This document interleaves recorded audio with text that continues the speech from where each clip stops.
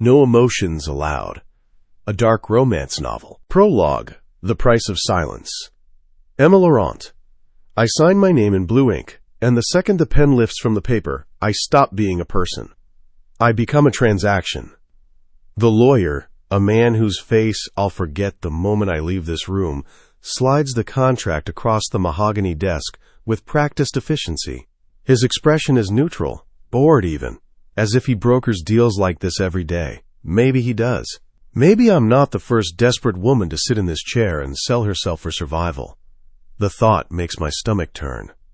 Congratulations, Miss Laurent, he says, his voice as flat as the champagne they'll serve at the wedding that isn't really a wedding.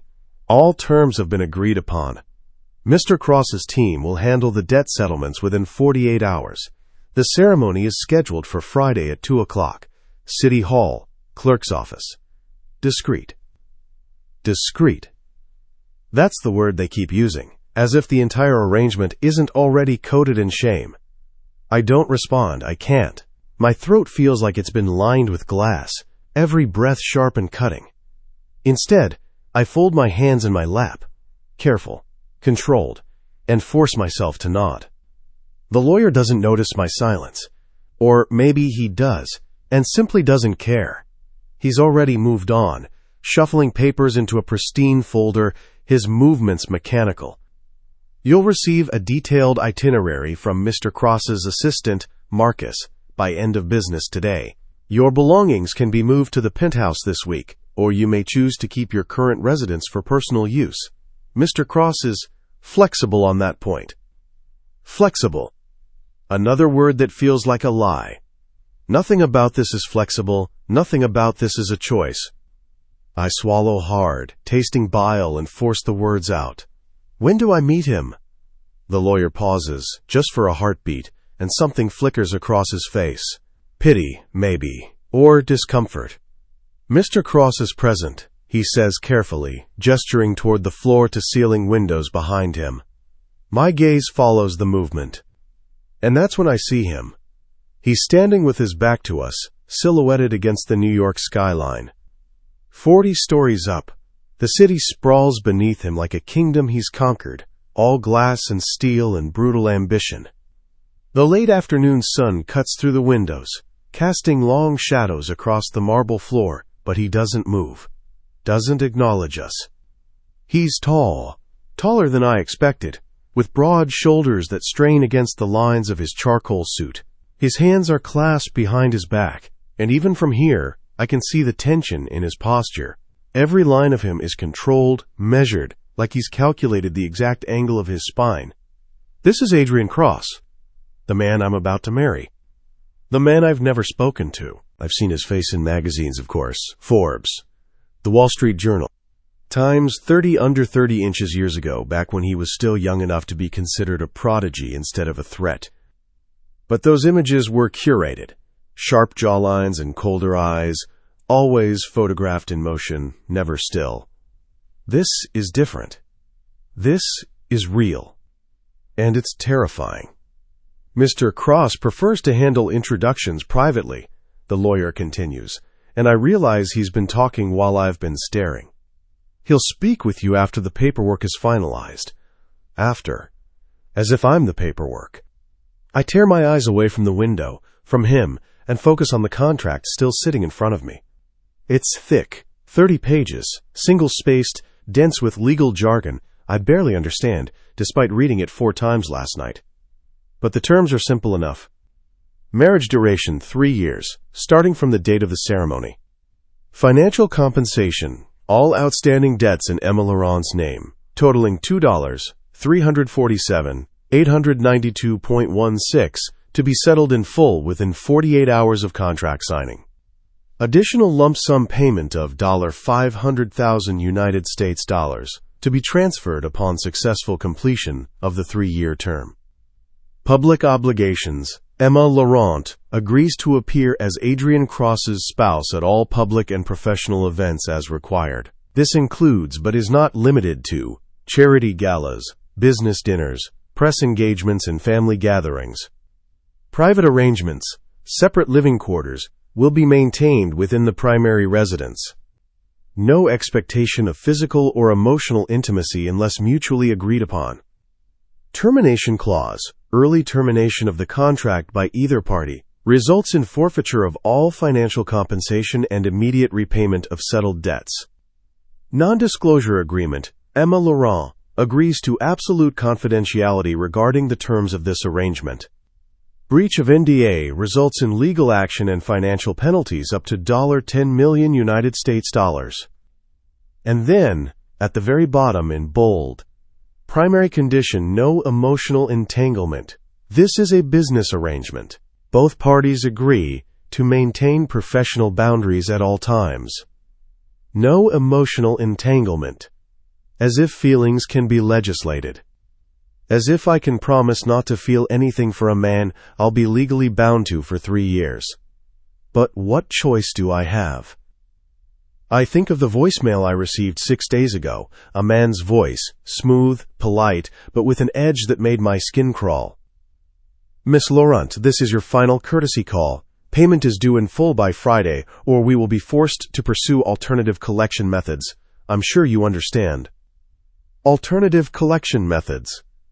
They didn't specify what that meant. They didn't have to. I'd seen the way they looked at me when they came to the gallery. The way their eyes lingered too long, too sharp. The way one of them had touched my wrist when I handed over the last of my savings and said, "This isn't nearly enough, sweetheart. But maybe we can work something out." I'd run, and 2 days later, a different man had found me. Not a debt collector. A lawyer. He'd appeared at my father's grave like a ghost in an expensive suit, waiting until I'd placed the flowers and stepped back before approaching. "Miss Laurent," he'd said, his voice calm, respectful, "my client would like to offer you a solution." I'd almost laughed. A solution. As if my life was a problem that could be solved with money. But then he'd named the amount, every cent I owed, plus $500,000 on top, and the laughter had died in my throat. "What does he want?" I'd asked.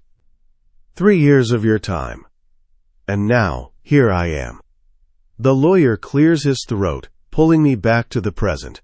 "If there's nothing else, Miss Laurent, you're free to go. Mr. Cross will contact you directly regarding next steps." I nod again, numb, and stand on shaking legs. The chair scrapes against the floor, too loud in the silence. I gather my purse, a worn leather bag my father gave me for my 21st birthday, back when he still had money to spend on things like birthdays, and turn toward the door. But before I can take a step, a voice cuts through the room. "Miss Laurent." I freeze. It's him, Adrian Cross. His voice is low, rough-edged, like gravel wrapped in silk. It doesn't match the controlled image of the man by the window. It sounds human. I turn slowly. He's facing me now. And oh God, the photographs didn't do him justice. Or maybe they did him too much justice, because the reality is worse. He's beautiful in the way sharp things are beautiful, all clean lines and brutal precision. His hair is dark, almost black, and slightly too long, like he can't be bothered to get it cut. His jaw is shadowed with stubble, and his eyes are gray. Not blue-gray or green-gray, just gray, flat, empty like storm clouds with all the rain wrung out. He looks at me the way someone might look at a painting in a gallery, with detached interest, clinical assessment, no warmth. I feel stripped bare under that gaze. "Yes?" I manage, and I hate how small my voice sounds. He doesn't move closer, doesn't extend a hand for me to shake, just stands there, 10 feet away and studies me. "You signed," he says. It's not a question. I signed. I confirm. His jaw tightens, just barely. If I weren't watching him so closely, I would have missed it. "Good choice," he says. There's no inflection in his tone, no approval, no judgment, just a statement of fact. Good choice. As if I had a choice at all. I want to scream at him. Want to ask him what kind of man buys a wife the way someone might buy a car. Want to know what he gets out of this, because the contract didn't explain that part. But I don't. Because I need this. I need him. And that's the worst part. Friday, he continues, still not moving. 2:00. Marcus will send you the details. I'll be there, I say. Another flicker in his expression. Too fast to read. You should know, he says, and his voice drops lower, almost intimate. I don't do this lightly. I blink. Do what? Marry. The word hangs between us, heavy and strange. Neither do I reply, and I don't know why I say it. Maybe because I want him to know I'm not some gold digger, some opportunist. Maybe because I need to believe I'm still a person, not just a signature on a page. His eyes narrow, just slightly. Then, without another word, he turns back to the window. Dismissed. I leave. 3 days later. Friday, 2 p.m. New York City Hall. The courthouse is exactly as cold and impersonal as I expected. Fluorescent lights, beige walls, the faint smell of burnt coffee and bureaucracy. I stand in the hallway outside the clerk's office, wearing a dress I bought yesterday at a department store. It's cream-colored, knee-length, nothing special. I didn't see the point in wearing white. This isn't that kind of wedding. Marcus, Adrian's assistant, a man in his 40s with kind eyes and an air of unshakable competence, stands beside me. He's been polite, efficient, helpful even, but I can feel the pity radiating off him in waves. Mr. Cross is running a few minutes behind, he says, checking his watch. Traffic. I nod, throat tight. A few minutes behind to his own wedding. Perfect. I shouldn't be surprised. I've learned enough about Adrian Cross in the past 72 hours to know that this is exactly the kind of thing he'd do. Not out of cruelty, but out of sheer indifference. The man doesn't operate on normal human time. He operates on his own schedule, and the world adjusts. Miss Laurent? I turn. A clerk, a woman in her 50s with reading glasses on a chain, gestures toward the office. We're ready for you. Marcus offers me his arm. I take it, grateful for the stability, and let him lead me inside. The room is small, sterile. There's a desk, a few chairs, and an American flag in the corner. That's it. No flowers, no music, no guests. Just a contract being executed. The clerk takes her seat behind the desk and pulls out a folder. We're just waiting on the groom, and then we can begin. I sit in one of the chairs, hands folded in my lap, and wait. 5 minutes pass. Then 10. I'm about to ask Marcus if we should reschedule when the door opens. Adrian walks in, and the air changes. He's wearing a black suit, crisp white shirt, no tie. His hair is still slightly too long, and there's a tension in his jaw that wasn't there at the lawyer's office. He looks like he hasn't slept. His eyes find mine immediately. For a second, just a second, something flickers in his expression. Then it's gone. He nods at the clerk. Let's proceed. No apology for being late, no explanation, just business. The clerk clears her throat. All right, let's begin. The ceremony is perfunctory. She reads from a script, her voice monotone, asking us to repeat vows that feel like they were written for someone else. Adrian goes first. I, Adrian Michael Cross, take you, Emma Caroline Laurent, to be my lawfully wedded wife. His voice is flat, transactional. He's reading lines. When it's my turn, I force the words out. I, Emma Caroline Laurent, take you, Adrian Michael Cross, to be my lawfully wedded husband. The clerk smiles, a tight, professional smile. The rings? Marcus steps forward, producing 2 simple platinum bands from his pocket. Adrian takes one. He reaches for my hand. I let him. His fingers are warm, steady, and when he slides the ring onto my finger, his thumb grazes the inside of my wrist. Just for a second. Just long enough for me to feel my pulse jump. I do the same for him, my hands shaking slightly as I push the band over his knuckle. His hands are scarred. I notice it now, up close. His knuckles are marked with old, faded scars, like he's punched through something. Walls, maybe, or people. The clerk finishes the script. By the power vested in me by the state of New York, I now pronounce you husband and wife. A pause. You may kiss." Adrian's eyes flick to mine. There's a question in them. I don't know how to answer. So I do nothing. And after a heartbeat, he steps back. No kiss. Just a nod. "Thank you," he says to the clerk. And that's it. We're married. That night, the penthouse is on the Upper East Side, overlooking Central Park. It's massive, too massive for two people, with floor-to-ceiling windows, marble floors, and furniture that looks like it belongs in a museum. Everything is white and gray and cold. Marcus gives me a tour while Adrian disappears into his office. "This is the East Wing," Marcus says, opening a door to reveal a bedroom suite. "Mr. Cross thought you'd be most comfortable here." The room is beautiful. A king-sized bed with white linens, a walk-in closet, a private bathroom with a soaking tub. It's perfect. It's a prison. "Thank you," I say. Marcus hesitates, then offers me a small smile. "If you need anything, Miss Laurent." "Mrs. Cross," I correct automatically. The name feels foreign on my tongue. His smile widens. "Mrs. Cross, if you need anything, I'm a phone call away." He leaves. I stand in the center of the room, alone, and feel the weight of the day crash over me. I'm married. To a stranger. For 3 years. I sink onto the edge of the bed and bury my face in my hands. I don't cry. I'm too numb for that. Instead, I just sit there, breathing, trying to remember who I was before I signed that contract. Hours pass. The sun sets. The city lights flicker to life outside my window. And then, just after midnight, I hear it. Footsteps in the hallway. Slow, deliberate. They stop outside my door. I hold my breath. Silence. Then, so soft I almost don't hear it. Emma. Just my name. Nothing else.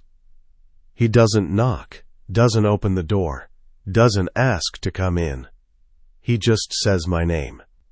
And the way he says it, low, rough, like it costs him something, makes my chest tighten. I wait for him to say more, but he doesn't. After a long moment, the footsteps retreat. I exhale. And I realize, with a sharp, aching clarity, that this arrangement, this cold, clinical contract, is already so much more complicated than I thought. Because Adrian Cross doesn't sound like a man who feels nothing. He sounds like a man who's fighting very hard not to feel anything at all. And I don't know which is worse. Chapter 1, The Architecture of Distance. Emma Cross, 3 weeks later. I wake up alone. Again. The bed is cold on the side that should be warm, the side that belongs to a husband who has never once slept in it. The sheets are pristine, undisturbed, as if mocking the idea that this marriage could ever be anything other than what it is. A performance. I stare at the ceiling, watching the early morning light filter through the floor-to-ceiling windows. Outside, Central Park is still cloaked in pre-dawn gray, the trees bare and skeletal against the sky. It's beautiful in a haunting way. Cold. Distant. Like everything else in this apartment. Like him. I force myself out of bed, my bare feet sinking into plush carpet that probably costs more than my entire childhood home. The penthouse is always this temperature. Perfectly climate-controlled, never too hot or too cold. It's suffocating in its perfection. I miss the radiator in my old studio that clanked at 3 a.m. I miss the neighbor's dog that barked too early. I miss the life I had, even if it was falling apart. At least it was mine. This gilded cage belongs to someone else. I pull on a silk robe that was waiting in my closet when I moved in 3 weeks ago. Everything in that closet appeared like magic. Designer dresses, cashmere sweaters, shoes that fit perfectly, despite the fact that Adrian has never asked my size. He knows everything about me without asking. It's unnerving. I pad out of my room, not our room, because there is no hour in this arrangement, and make my way through the cavernous hallway toward the kitchen. The apartment is silent. It's always silent at this hour. Adrian leaves before sunrise. I've never actually seen him go, but the evidence is always there. A coffee mug in the sink, still faintly warm when I touch it. A newspaper left open on the granite counter, always folded to the arts section. My section. The first time I noticed it, I told myself it was coincidence. The fifth time, I started to wonder. Now, on week 3, I know it's deliberate. Adrian Cross doesn't do anything by accident. I pour myself coffee from the French press that's still half full and walk to the windows. The city is waking up below me, cars starting to flood the streets, lights blinking on in 1,000 apartments. All those people living their real lives. And here I am, 40 stories above them, living a lie. My phone buzzes on the counter. I know who it is before I look. Marcus, good morning, Mrs. Cross. Reminder, you have a fitting at 10 a.m. for tonight's event. Car will be ready at 9:30. Dress code is black tie. Mr. Cross will meet you at the venue at 7 p.m. Tonight's event. Another gala, another performance. I've been to 4 in 3 weeks. Cancer research, children's literacy, the goddamn ballet. I smile. I nod. I stand beside Adrian with my hand tucked into the crook of his arm while he discusses mergers and acquisitions with men who look at me like I'm a decorative object. And I say nothing. Because that's the role. The pretty wife who knows when to be seen and not heard. I hate it. But I do it anyway, because the alternative is worse. I respond to Marcus with a thumbs-up emoji and set the phone down. The coffee tastes like ash in my mouth. 9:47 a.m. Atelier Margot, 5th Avenue. The boutique is the kind of place I would have walked past in my old life and never dared to enter. Everything is white marble and gold fixtures, with gowns displayed like art pieces under individual spotlights. A woman in her 50s with severe cheekbones and an even more severe expression greets me at the door. Mrs. Cross, she says, her smile professional but warm. We've been expecting you. Right this way. She leads me to a private dressing room in the back, where 3 gowns are already waiting on velvet hangers. All black.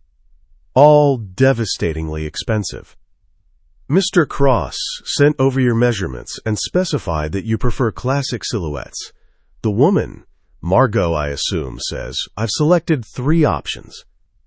If none of these work, I can pull more. Mr. Cross sent over my measurements. Of course he did. These are beautiful, I say, because they are. Thank you. Margot nods and steps out, leaving me alone with the dresses. I reach for the first one, a sleek column gown with a high neck and long sleeves. Elegant, safe. But when I hold it up to myself in the mirror, I see exactly what I've become. A shadow. I put it back. The second dress is strapless, form-fitting, with a slit up the thigh. It's bold, sexy. It's not me either.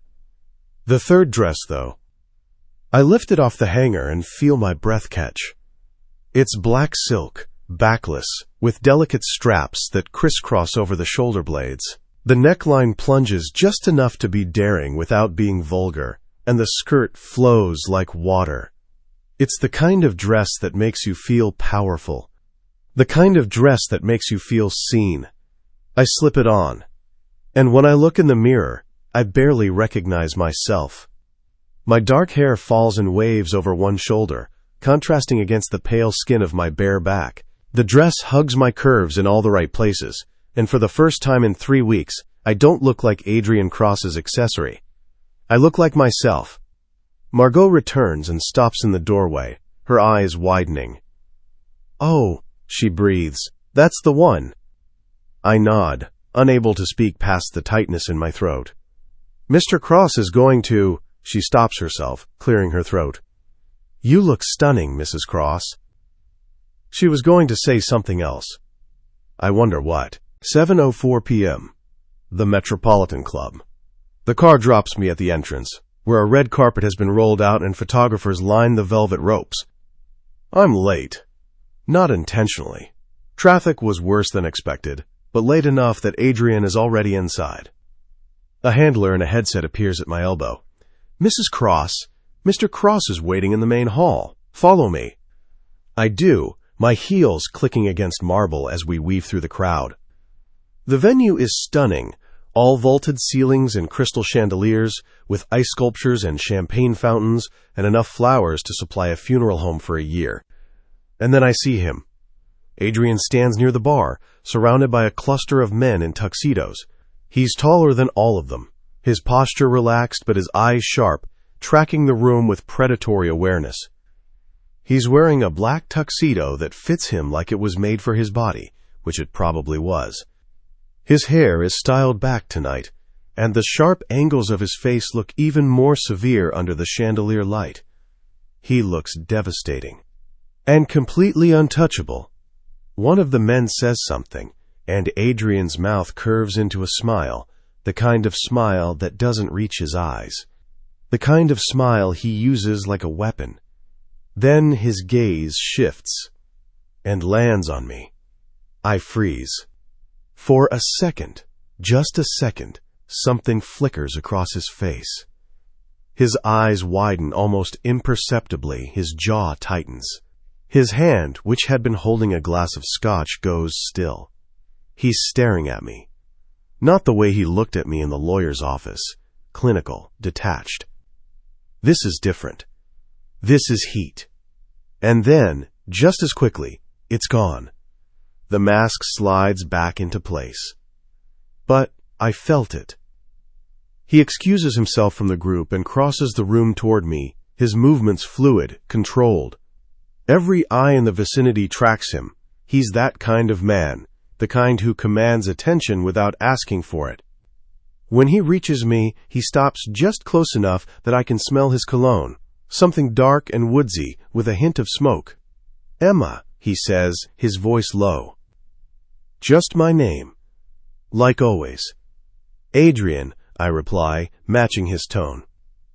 His eyes flick down, taking in the dress, the bare shoulders, the exposed back, the way the silk clings to my body, and I swear I see his throat work as he swallows. You're late, he says. Traffic. Next time, leave earlier. It's not a suggestion. I bristle. I'll keep that in mind. His eyes narrow, and for a moment, I think he's going to say something else. But then he offers his arm. Shall we? I hesitate, just long enough to make a point, then slide my hand into the crook of his elbow. His body is warm beneath the fabric of his jacket. Solid. Real. Stay close, he murmurs as we move into the crowd. It's the same thing he always says, and it always sounds like a command. The next 2 hours are a blur of handshakes and small talk. Adrian introduces me to an endless parade of faces I'll never remember. CEOs, investors, politicians, they all smile at me, say polite things, and then turn back to Adrian like I'm furniture. I'm used to it by now. But tonight, something is different. Adrian keeps me closer than usual. His hand rests at the small of my bare back, his palm warm against my skin. Every time someone approaches, his fingers press a little harder, as if anchoring me to him. It's possessive, and it makes my skin burn. We're talking to a woman from the mayor's office when a man interrupts. Tall, blonde, expensively dressed, with a smile that's a little too wide. Adrian Cross, the man says, extending his hand. Been a while. Adrian's entire body goes rigid. Whitmore, he says, and his voice is ice. The man, Whitmore, doesn't seem to notice. His gaze shifts to me, and his smile widens. And who is this? My wife, Adrian says, before I can introduce myself. The words are clipped. Final. Whitmore's eyebrows rise. I didn't know you'd gotten married. Congratulations. His eyes rake over me in a way that makes my skin crawl. You're a lucky man, Cross. She's stunning. I know, Adrian says flatly. Whitmore chuckles. I have to say, I didn't think you had it in you. Marriage, commitment. You always struck me as the bachelor for life type." "Things change," Adrian replies. His hand is still on my back, but now his fingers are digging in, hard enough that I feel the pressure through the silk. Whitmore leans in, lowering his voice conspiratorially. "Between you and me, I always thought you'd go for someone more high profile, you know, a model or an actress, someone who could keep up with the lifestyle." The insult is thinly veiled. I feel my cheeks flush. But before I can respond, Adrian moves. He steps forward, positioning himself between me and Whitmore, and when he speaks, his voice is low and deadly. "Careful," he says. One word, but the threat in it is unmistakable. Whitmore's smile falters. "I didn't mean—" "Yes, you did," Adrian interrupts. "And if you ever speak about my wife like that again, I'll make sure you regret it." The temperature in the room seems to drop 10 degrees. Whitmore stammers something that might be an apology, then retreats into the crowd. Adrian doesn't move. I can feel the tension radiating off him in waves. "Adrian," I start. "We're leaving," he says. "What? We just—" "Now." He takes my hand, not my arm, my hand, and pulls me through the crowd toward the exit. I struggle to keep up in my heels, my heart pounding. People stare as we pass, whispers following in our wake. Outside, the car is already waiting. Adrian opens the door and waits for me to get in, then slides in beside me. The door slams shut. Silence. The driver pulls away from the curb, and I sit there, breathless, trying to process what just happened. "You didn't have to do that," I finally say. "Yes, I did," Adrian replies, his voice tight. "He was just being an asshole. It's not worth—" "It is to me." I turn to look at him. His jaw is clenched, his hands fisted on his thighs. He's staring straight ahead, but I can see the muscle ticking in his cheek. "Why?" I ask quietly. He doesn't answer. The silence stretches. And then, so quietly, I almost don't hear it. "Because you're mine." The words hang in the air between us. Not my wife, mine. Possessive, primal. Something that has nothing to do with contracts or appearances. I should be angry. I should tell him I'm not a possession, that he doesn't own me. But all I can think about is the way his hand felt on my back. The way his fingers dug into my skin. The way he looked at me when I walked into that room tonight. Like I was the only thing in the world that mattered. We ride the rest of the way in silence. 11:32 p.m. The penthouse. Adrian disappears into his office the second we get home.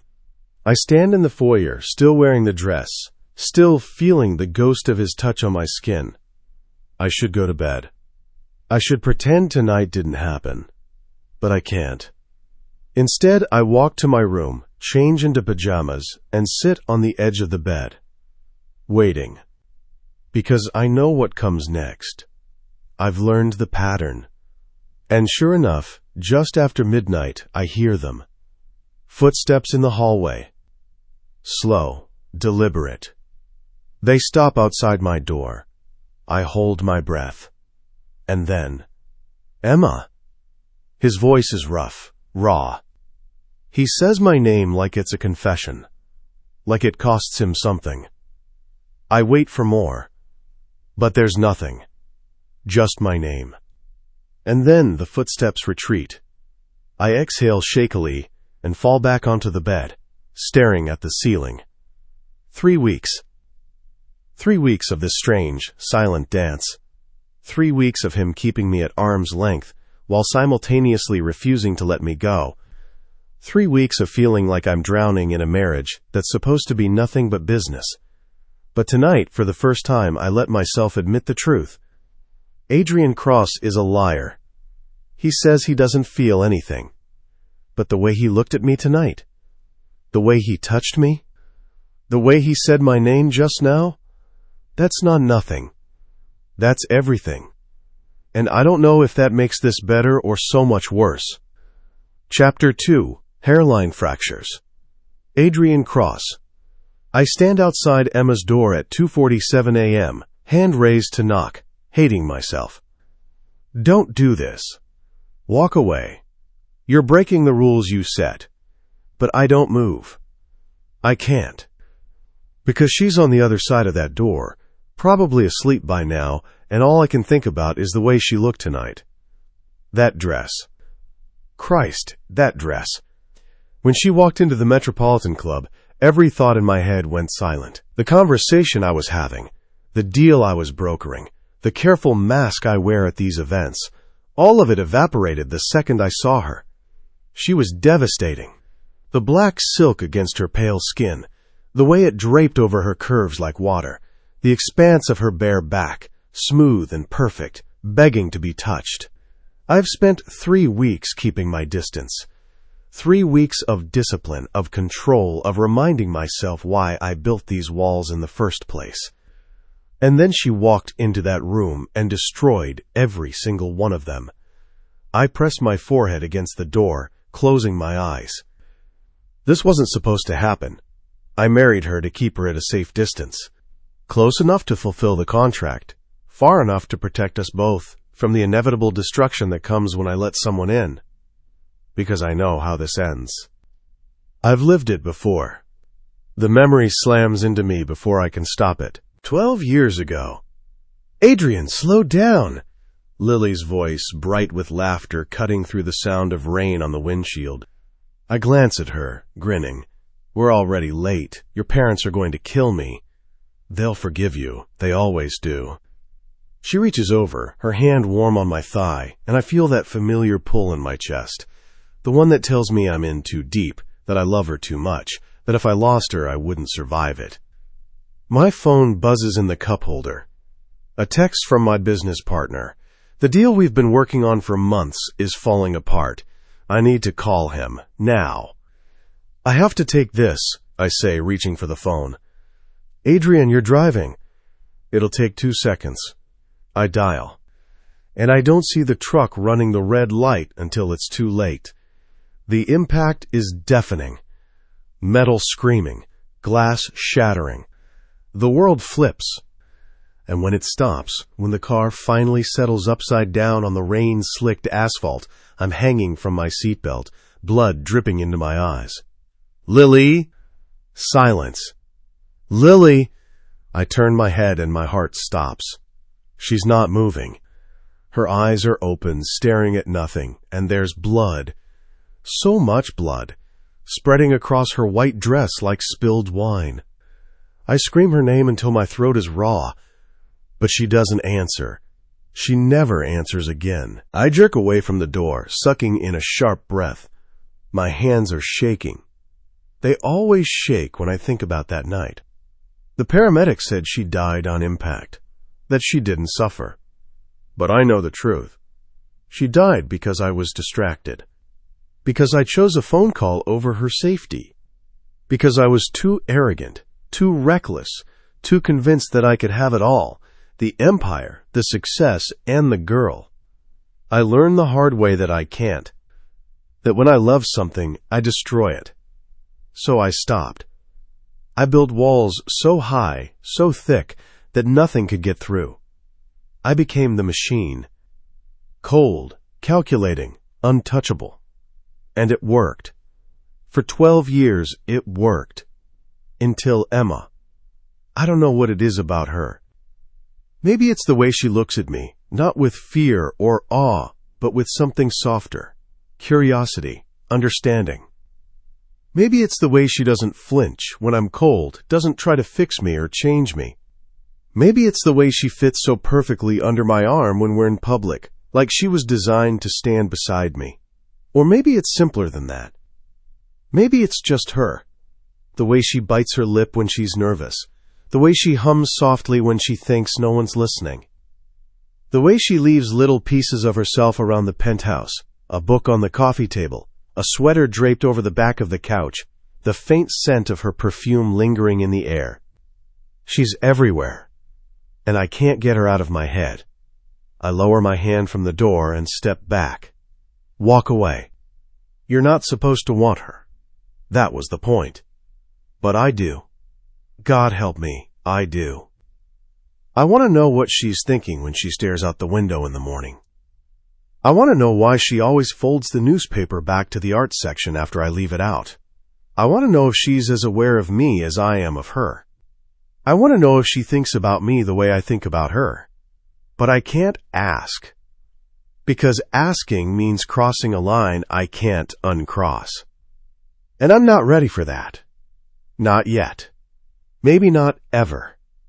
I turn and walk back to my room, forcing myself to put distance between us. But as I close my door, I can't stop myself from whispering the one thing I allow myself to say. Emma. Just her name. Like a prayer to a God I stopped believing in a long time ago. 7:15 a.m. Cross Enterprises, executive floor. My office is on the 60th floor, all glass and steel, with a view of the city that most people would kill for. I barely notice it anymore. I'm in back-to-back meetings from the moment I arrive. Acquisition strategies, quarterly reports, damage control for a product launch that went sideways in Europe. I handle it all with the same detached efficiency I always do, but my mind is somewhere else. On her. On the way she looked at me in the car last night when I said she was mine. She didn't argue, didn't pull away. She just looked at me with those dark eyes, and I saw something flicker there.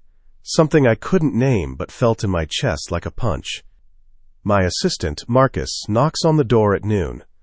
You have a lunch meeting with the board in 10 minutes, he says. Cancel it, I reply, not looking up from my laptop. Marcus hesitates. Sir, they've been waiting 3 weeks for this. I said cancel it. He nods and retreats, closing the door softly behind him. I lean back in my chair, rubbing a hand over my face. I haven't slept in 2 days. Every time I close my eyes, I see her, in that dress, against that door, waiting for me to do something I know I shouldn't. My phone buzzes. A text from Marcus. Marcus, Mrs. Cross called. She's asking if you'll be home for dinner. I stare at the message. She's asking if I'll be home. As if this is a real marriage. As if we're a real couple.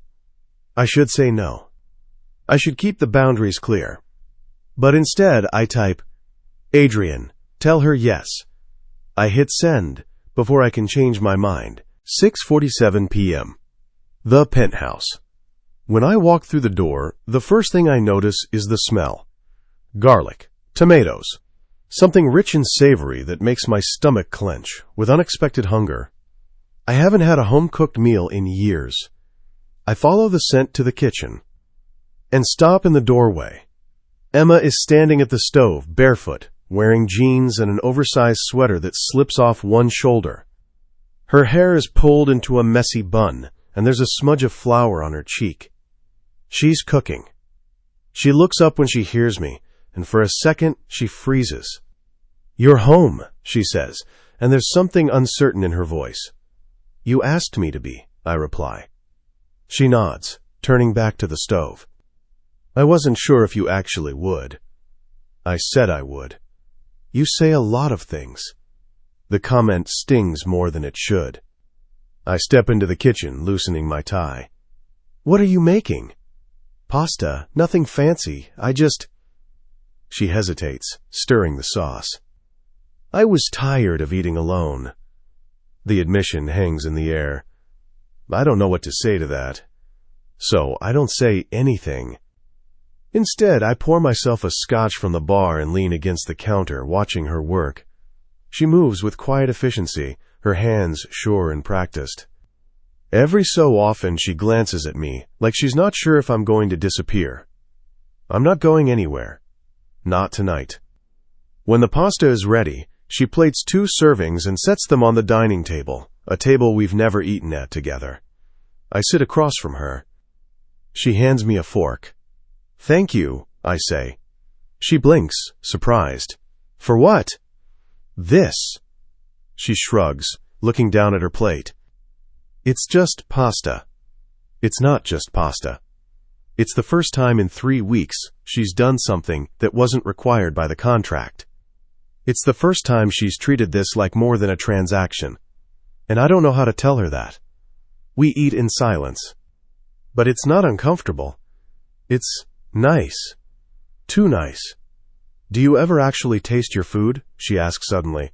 Or do you just consume it? I pause, fork halfway to my mouth. She's watching me with those sharp eyes, a hint of challenge in her expression. What's that supposed to mean? You eat like it's a task, like you're checking off a box. Fed. Done. I set my fork down. I eat to fuel my body. That's the point. The point, she repeats, shaking her head. God, Adrian, do you ever do anything just because you enjoy it? The question hits harder than she probably intended. I don't answer. Because the truth is, I don't. I haven't enjoyed anything in 12 years. Not food, not sleep, not work. I exist. I function. But I don't live. Not until her. She sighs, pushing her plate away. Forget, I asked. Emma, it's fine, really. But it's not fine. I can see it in the way she won't meet my eyes. I reach across the table and catch her wrist before she can stand. She freezes. I'm trying, I say quietly. She looks at me, confused. Trying what? To be less of a bastard. A smile tugs at the corner of her mouth. You're failing. I know. She laughs, soft, surprised, and the sound does something to me. Something dangerous. I let go of her wrist and stand. Thank you for dinner, I say. And then, because I'm a coward, I walk away. 11:58 p.m. I'm in my office, staring at a contract I should be reviewing, when the door opens. I don't look up. Marcus, I said I didn't want to be disturbed. It's not Marcus. My head snaps up. Emma stands in the doorway, wrapped in a robe, her hair loose around her shoulders. What's wrong? I ask immediately, standing. Nothing's wrong. Then why are you? I heard you, she interrupts. I go still. Heard what? Screaming. Fuck. The nightmares. I thought I'd learn to control them, to keep them silent. Apparently not. I'm fine, I say, voice flat. You're not. She steps into the room, closing the door behind her. Emma, go back to bed. No. I grit my teeth. This isn't. Were you dreaming about her? The question stops me cold. I stare at her, and for a second I consider lying. But what's the point? Yes, I say. She nods slowly, like she expected that answer. The woman in the photo, in your bedroom. I'd forgotten about that photo.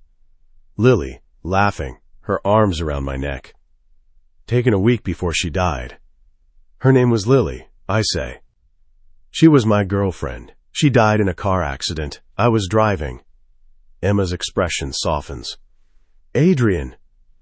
I killed her, I interrupt, my voice harsh. I was on the phone. I wasn't paying attention, and she died because of it. Emma crosses the room, and before I can stop her, she's standing in front of me. Too close. It was an accident, she says gently. It was my fault. That doesn't make you a murderer. Doesn't it? She reaches up, and I flinch when her fingers brush my jaw. But she doesn't pull away. You're not a monster, Adrian, she whispers. You don't know what I am. Then show me. The words hang between us, heavy and dangerous. I should step back. I should put distance between us before I do something I can't take back. But I don't. Instead, I close the space between us and press my forehead to hers. You should be afraid of me, I murmur. I'm not. You should be. But even as I say it, my hands are moving, one sliding into her hair, the other settling on her waist. She fits against me perfectly. Like she was made for this. For me. Adrian, she breathes. And I break. I kiss her. Not soft, not gentle. Desperate. Like she's oxygen and I've been drowning for 12 years. She gasps against my mouth, her hands fisting in my shirt, pulling me closer. And for the first time since Lily died, I feel something other than emptiness. I feel alive. When I finally pull back, we're both breathing hard. Emma's eyes are wide, her lips swollen. That, she starts, was a mistake. I finish. She flinches like I've slapped her. Emma! No, you're right, it was a mistake. She steps back, wrapping her arms around herself. I should go, she says. And before I can stop her, she's gone. I stand there in the empty office, tasting her on my lips, and hate myself more than I ever have. Because I just proved what I've always known. I destroy everything I touch. Even her. Chapter 3, The Unraveling. Emma Cross. I keep a mental list of Adrian's contradictions. It's the only way I can make sense of him. Contradiction number 1. He says he feels nothing, but he rearranged his entire schedule when I mentioned I miss the museum. Contradiction number 2. He claims this is business, but he says my name in the dark like it costs him something. Contradiction number 3. He kissed me like I was the only thing keeping him alive, then called it a mistake. I'm lying in bed, staring at the ceiling, adding to the list when my phone buzzes. Marcus, Mr. Cross, has requested your presence for an outing this afternoon. Car will be ready at 2 p.m. Dress casually. I read the message 3 times. An outing. Not a gala, not a business dinner. An outing. It's been 4 days since the kiss. 4 days of Adrian avoiding me like I'm contagious. He leaves earlier, comes home later. The newspaper is still on the counter every morning, still folded to the arts section, but now it feels like an apology he's too much of a coward to say out loud. I should be angry. I am angry. But I'm also curious. Because Adrian Cross doesn't do spontaneous. Everything he does is calculated, planned, controlled. So what changed? 2:07 p.m. Black town car, heading south. I slide into the back seat wearing jeans and a cream-colored sweater, my hair loose around my shoulders. Adrian is already inside, dressed in black slacks and a charcoal sweater that makes his gray eyes look even more intense. He's not looking at his phone. He's looking at me. Where are we going? I ask, settling into the seat and maintaining as much distance as possible in the confined space. You'll see, he says. That's not an answer. I know. I cross my arms. I don't like surprises. I know that too. His mouth curves, not quite a smile, but close, and I hate how my stomach flips at the sight of it. We ride in silence for 20 minutes. I watch the city change outside the window, from the gleaming high-rises of Midtown to the quieter tree-lined streets of the Upper East Side, and finally to Fifth Avenue. When the car pulls to a stop, I look up at the building in front of us and my breath catches. The Metropolitan Museum of Art. Adrian. Come on, he says, already opening the door. I follow him out, my heart pounding. The museum is closed. There's a sign on the door, closed for private event. But when Adrian approaches, a security guard opens the door immediately, nodding at him with recognition. Mr. Cross, everything is ready as you requested. Thank you, James. Adrian gestures for me to enter. I step inside, and the world goes quiet. The grand hall is empty. Completely, utterly empty. No crowds, no tourists, no noise. Just us, and the soaring ceilings and the art. You bought out the Met, I whisper, spinning to face him. For the afternoon, he confirms, hands in his pockets. You said you missed it. I did say that.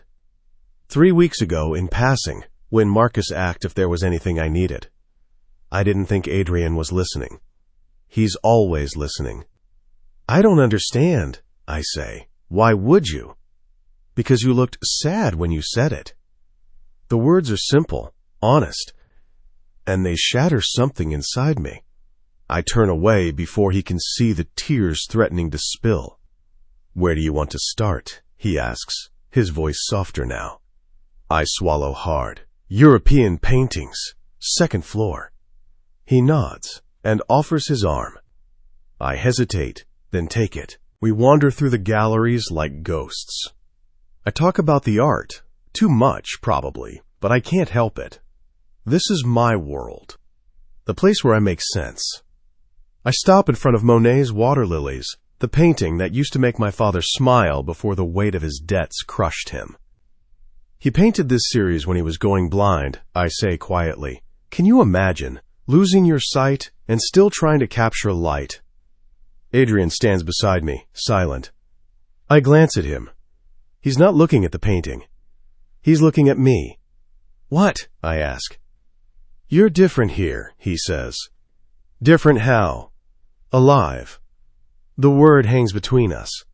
I turn back to the painting, my throat tight.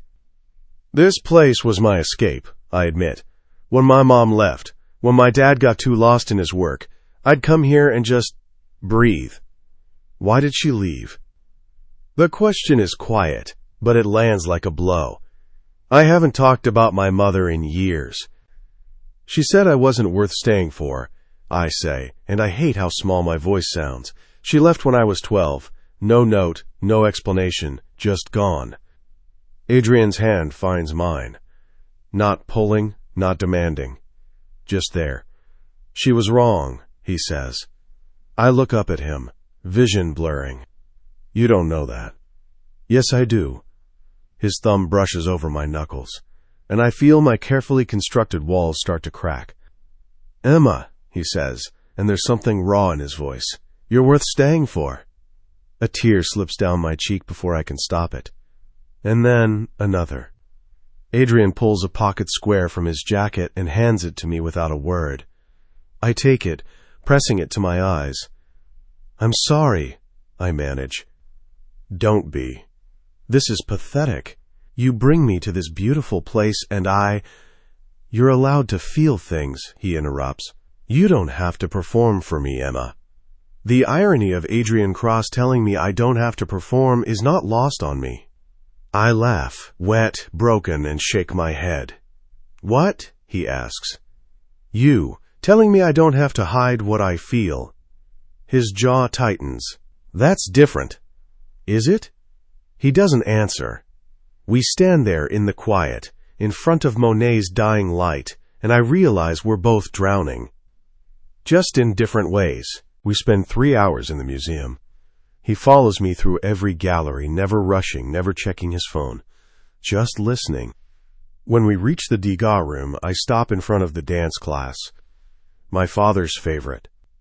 He used to bring me here every Sunday when I was little, before the gallery consumed him. He'd stand right here and talk about the way Degas captured movement, the way the dancers looked frozen and alive all at once. The memory hits me harder than I expect. I press my hand to my mouth, trying to hold back the sob. Emma. He didn't deserve it, I choke out. My father. He made mistakes, but he didn't deserve to die alone, drowning in debt and shame. He didn't deserve. Adrian pulls me into his chest. I stiffen, surprised, but he doesn't let go. His arms wrap around me, solid and warm, and I break.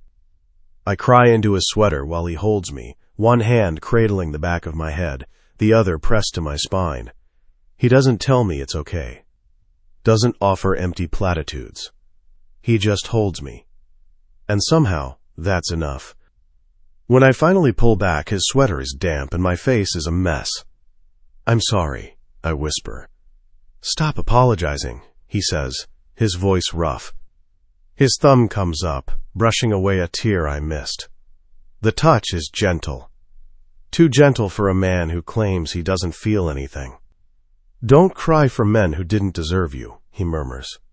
I blink up at him. My father loved me. Not enough. The words sting, but there's truth in them.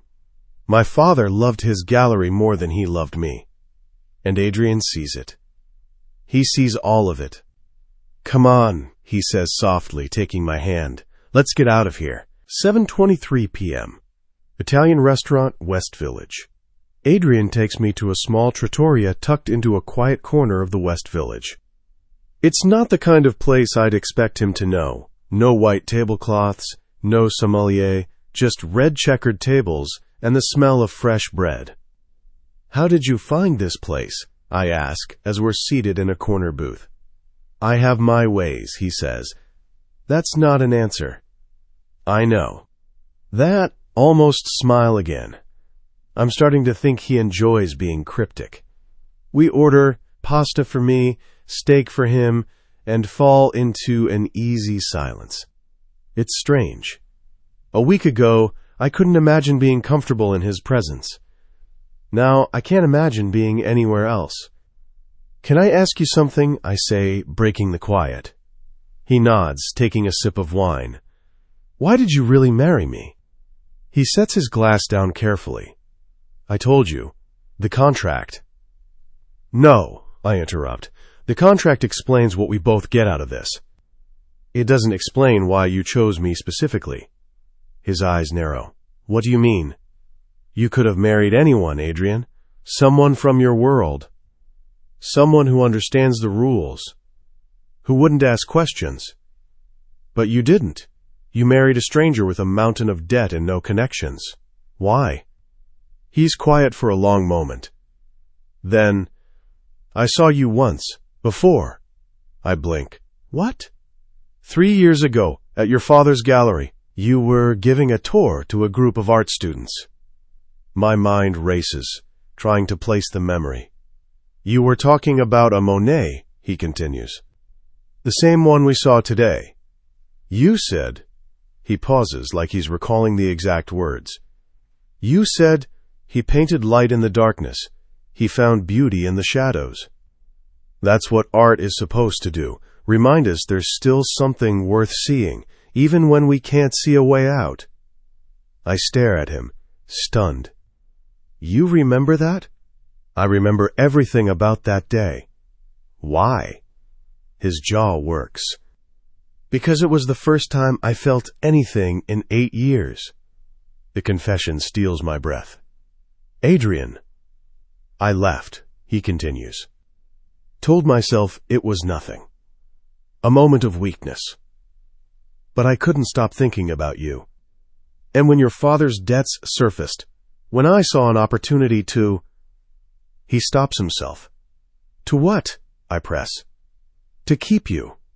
The words are raw, honest, and terrifying. "That's not keeping me," I say quietly. "That's caging me." "I know," he admits, "and I'm sorry."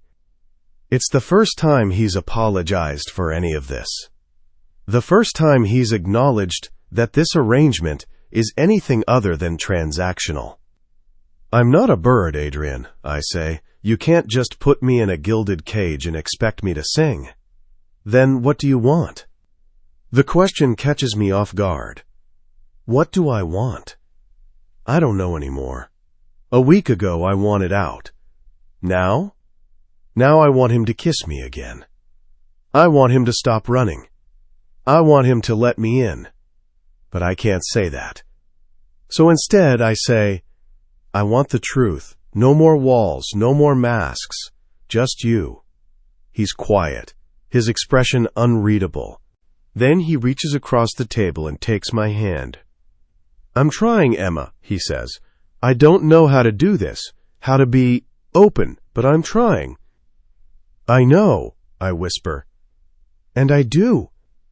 Because for Adrian Cross, this, holding my hand in a restaurant, admitting he felt something, telling me the truth, is monumental. 10:47 p.m. The penthouse. We're in the elevator, riding up to the penthouse when it happens. The power cuts. The elevator lurches to a stop. Emergency lights flicker on, casting everything in a dim red glow. "Shit," Adrian mutters, pulling out his phone. No signal. "Are we stuck?" I ask, trying to keep the panic out of my voice. "Looks like it. Building-wide outage. They'll fix it soon." He sounds calm. I am not calm. I hate enclosed spaces. Hate the feeling of being trapped. My breathing starts to speed up. Adrian notices immediately. "Emma, I'm fine," I lie. "You're not." He's right. I'm not. My chest is tightening, my vision narrowing. The walls are closing in. "Hey," Adrian says, and suddenly he's in front of me, his hands on my shoulders. "Look at me." I force my eyes to his. "Breathe with me," he says, "in through your nose." I try. Fail. "Emma, in through your nose." I do it this time, following his lead. "Out through your mouth." I exhale shakily. Again. We breathe together, slow, measured, until the panic starts to recede. "Good," he murmurs. "You're okay. I've got you." I nod, focusing on his hands, his voice, his presence, grounding me. I hate small spaces, I admit. Why?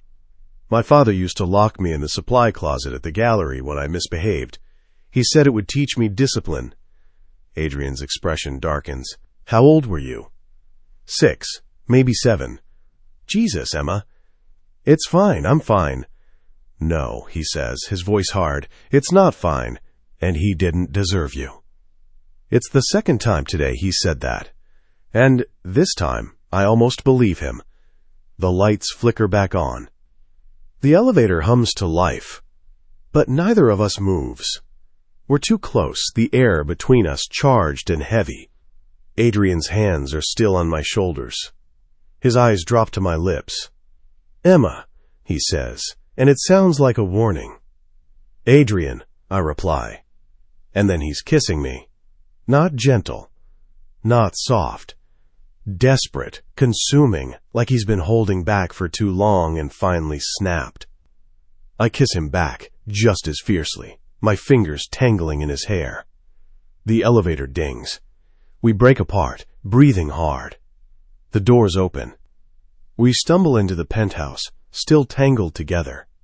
He backs me against the wall, his mouth on my neck, my jaw, my lips. "Tell me to stop," he murmurs against my skin. "Don't you dare," I breathe. That's all the permission he needs. He lifts me, and I wrap my legs around his waist. We barely make it to his bedroom. Later, I'm lying in Adrian's bed, the sheets tangled around us, my head on his chest. His heart is still racing beneath my ear. He's holding me like I might disappear, like he's afraid this is a dream. "Emma," he whispers. Just my name. But this time, it sounds different, like a promise. "I'm here," I say. His arms tighten around me. "I'm all in," he says quietly, "even if it destroys me." I tilt my head up to look at him. His eyes are raw, vulnerable, stripped of every defense. "Then don't let it," I whisper. "Let me in, Adrian, all the way." He kisses my forehead. And for the first time since I signed that contract, I think maybe, just maybe, this could be real. Chapter 4, The Ghosts Between Us. Adrian Cross. Waking up with Emma in my arms should feel like victory. Instead, it feels like a countdown to loss. The early morning light filters through the floor-to-ceiling windows, painting her skin gold. She's curled into my side, one hand resting on my chest, her breathing slow and even. She's beautiful, and I'm a grenade, and she's holding me too close. I'm going to ruin this. I ruin everything. The thought sits heavy in my chest, suffocating. I should move. Should put distance between us before she wakes up and sees the truth written across my face, that last night was a mistake. Not because I didn't want it, because I wanted it too much. But I can't bring myself to let go. So I stay, watching her sleep, memorizing the curve of her shoulder, the way her lashes cast shadows on her cheeks, the small scar above her left eyebrow that I noticed for the first time last night when she was above me, head thrown back, gasping my name. God, the way she said my name, like it meant something, like I meant something. My phone buzzes on the nightstand. I reach for it carefully, trying not to wake her. Marcus. Reminder, Your parents expect you and Mrs. Cross for brunch at 11 a.m. I've sent the address to your driver. I close my eyes, jaw clenching. Fuck. I'd forgotten. My mother had called 2 weeks ago, insisting on meeting Emma. I'd put her off as long as I could, but eventually I ran out of excuses. And now I have to bring Emma into that viper's nest. Introduce her to the people who will look at her and see everything she isn't. My mother never approved of Lily. Said she was too soft, too ordinary, not worthy of the Cross name. After Lily died, my mother didn't offer condolences. She said, perhaps now you'll focus on finding someone more suitable. I haven't spoken to her in 6 years. But she's still my mother. And despite everything, some part of me still craves her approval, even knowing I'll never get it. Emma stirs beside me, her eyes fluttering open. When she sees me watching her, she smiles, small, sleepy, genuine. Hi, she murmurs. Hi, I reply. She shifts closer, pressing a kiss to my chest, right over my heart. The gesture is so casual, so intimate that it makes my throat tight. What time is it? She asks. Early. Go back to sleep. Can't. I'm awake now. She props herself up on one elbow, the sheet slipping down to reveal the curve of her breast. I force myself to look at her face. We have brunch with my parents at 11, I say. Her smile falters. Oh, you don't have to come. Yes, I do. It's part of the contract, right? Public appearances. The word contract feels like a slap. Because last night wasn't about the contract. Last night was real. At least, it was for me. Emma. It's fine, she interrupts, sitting up and wrapping the sheet around herself. I should probably shower. She's retreating, putting distance between us. And I don't know how to stop her. She slides out of bed, taking the sheet with her, and disappears into the bathroom. The door closes, and I'm alone again. 10:53 a.m. Blacktown car, en route to Greenwich, Connecticut. Emma sits beside me in the back seat, wearing a navy dress that's elegant and understated. She looks perfect, but she's been quiet since we left the penthouse. Too quiet. Are you okay? I ask. She glances at me, surprised. Fine. Why? You haven't said a word in 20 minutes. I'm just nervous. Don't be. They're gonna love you. It's a lie. And she knows it. You're a terrible liar, she says. Despite everything, I almost smile. My parents are difficult, I admit. My mother especially. She has very specific ideas about who I should be with. And I'm not it. It's not a question. I don't care what she thinks, I say. But you do. That's why you're warning me. She's right. I hate that she's right. I pause, choosing my words carefully. Don't let her get to you. Whatever she says, it's not about you. It's about control. Emma nods, but I can see the tension in her shoulders. I reach over and take her hand. She looks down at our intertwined fingers, then back up at me. We're in this together, I say. Okay? Okay, she whispers. But I can hear the doubt in her voice. 11:17 a.m. The Cross Estate, Greenwich. The house I grew up in is a monument to wealth and status, a sprawling colonial with manicured lawns and a circular driveway lined with stone statues. It's beautiful. It's also a mausoleum. My mother is waiting on the front steps when we arrive, dressed in a cream-colored suit that probably costs more than most people's cars. Celeste Cross is 62, but she could pass for 50. Everything about her is maintained. Her skin, her hair, her posture. She's perfection personified. And she wields it like a weapon. Adrian, she says, offering her cheek for a kiss. I comply, the gesture stiff and formal.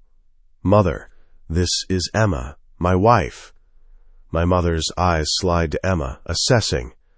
I feel Emma tense beside me. How lovely to finally meet you, my mother says, her smile polite but cold. Adrian has been keeping you quite hidden. "It's nice to meet you too, Mrs. Cross," Emma replies, extending her hand. My mother takes it briefly, then releases it like she's touched something contaminated. "Please, call me Celeste. Come in, won't you? Your father is waiting in the dining room." We follow her inside. The house is exactly as I remember. Marble floors, crystal chandeliers, art that's expensive but soulless. Every surface gleams. Every corner is perfect. And it all feels like a cage. My father is seated at the head of the dining table, reading the Wall Street Journal. Richard Cross is 65, silver-haired, and has the kind of presence that fills a room without effort. He built his fortune in real estate, then diversified into tech before most people knew what Silicon Valley was. He's brilliant. He's also emotionally unavailable. "Adrian," he says, setting down the paper, "you're late." "Traffic," I reply. It's a lie. We're 7 minutes late because Emma couldn't decide between two dresses, and I didn't have the heart to rush her. My father's eyes shift to Emma, and this is the wife. The wife. Not Emma. Not your daughter-in-law. The wife. Like she's a piece of furniture. Emma, I correct, my voice hard. Her name is Emma. My father's eyebrow rises slightly. "Of course. Welcome to the family, Emma." There's no warmth in the greeting. We sit. A housekeeper appears with mimosas and fruit, and my mother launches into polite interrogation disguised as conversation. "So, Emma," she says, dabbing her lips with a napkin, "Adrian mentioned you worked in the arts. How charming." The word charming drips with condescension. "I was a curator," Emma replies evenly, "before my father passed." "Oh yes, the gallery owner. Such a shame what happened." My mother pauses. "Though I suppose these things happen when one isn't careful with finances." I feel Emma flinch beside me. My hand finds hers under the table, squeezing. "My father made mistakes," Emma says quietly, "but he was a good man." "I'm sure he was," my mother replies, though her tone suggests otherwise. "And now here you are, married to my son.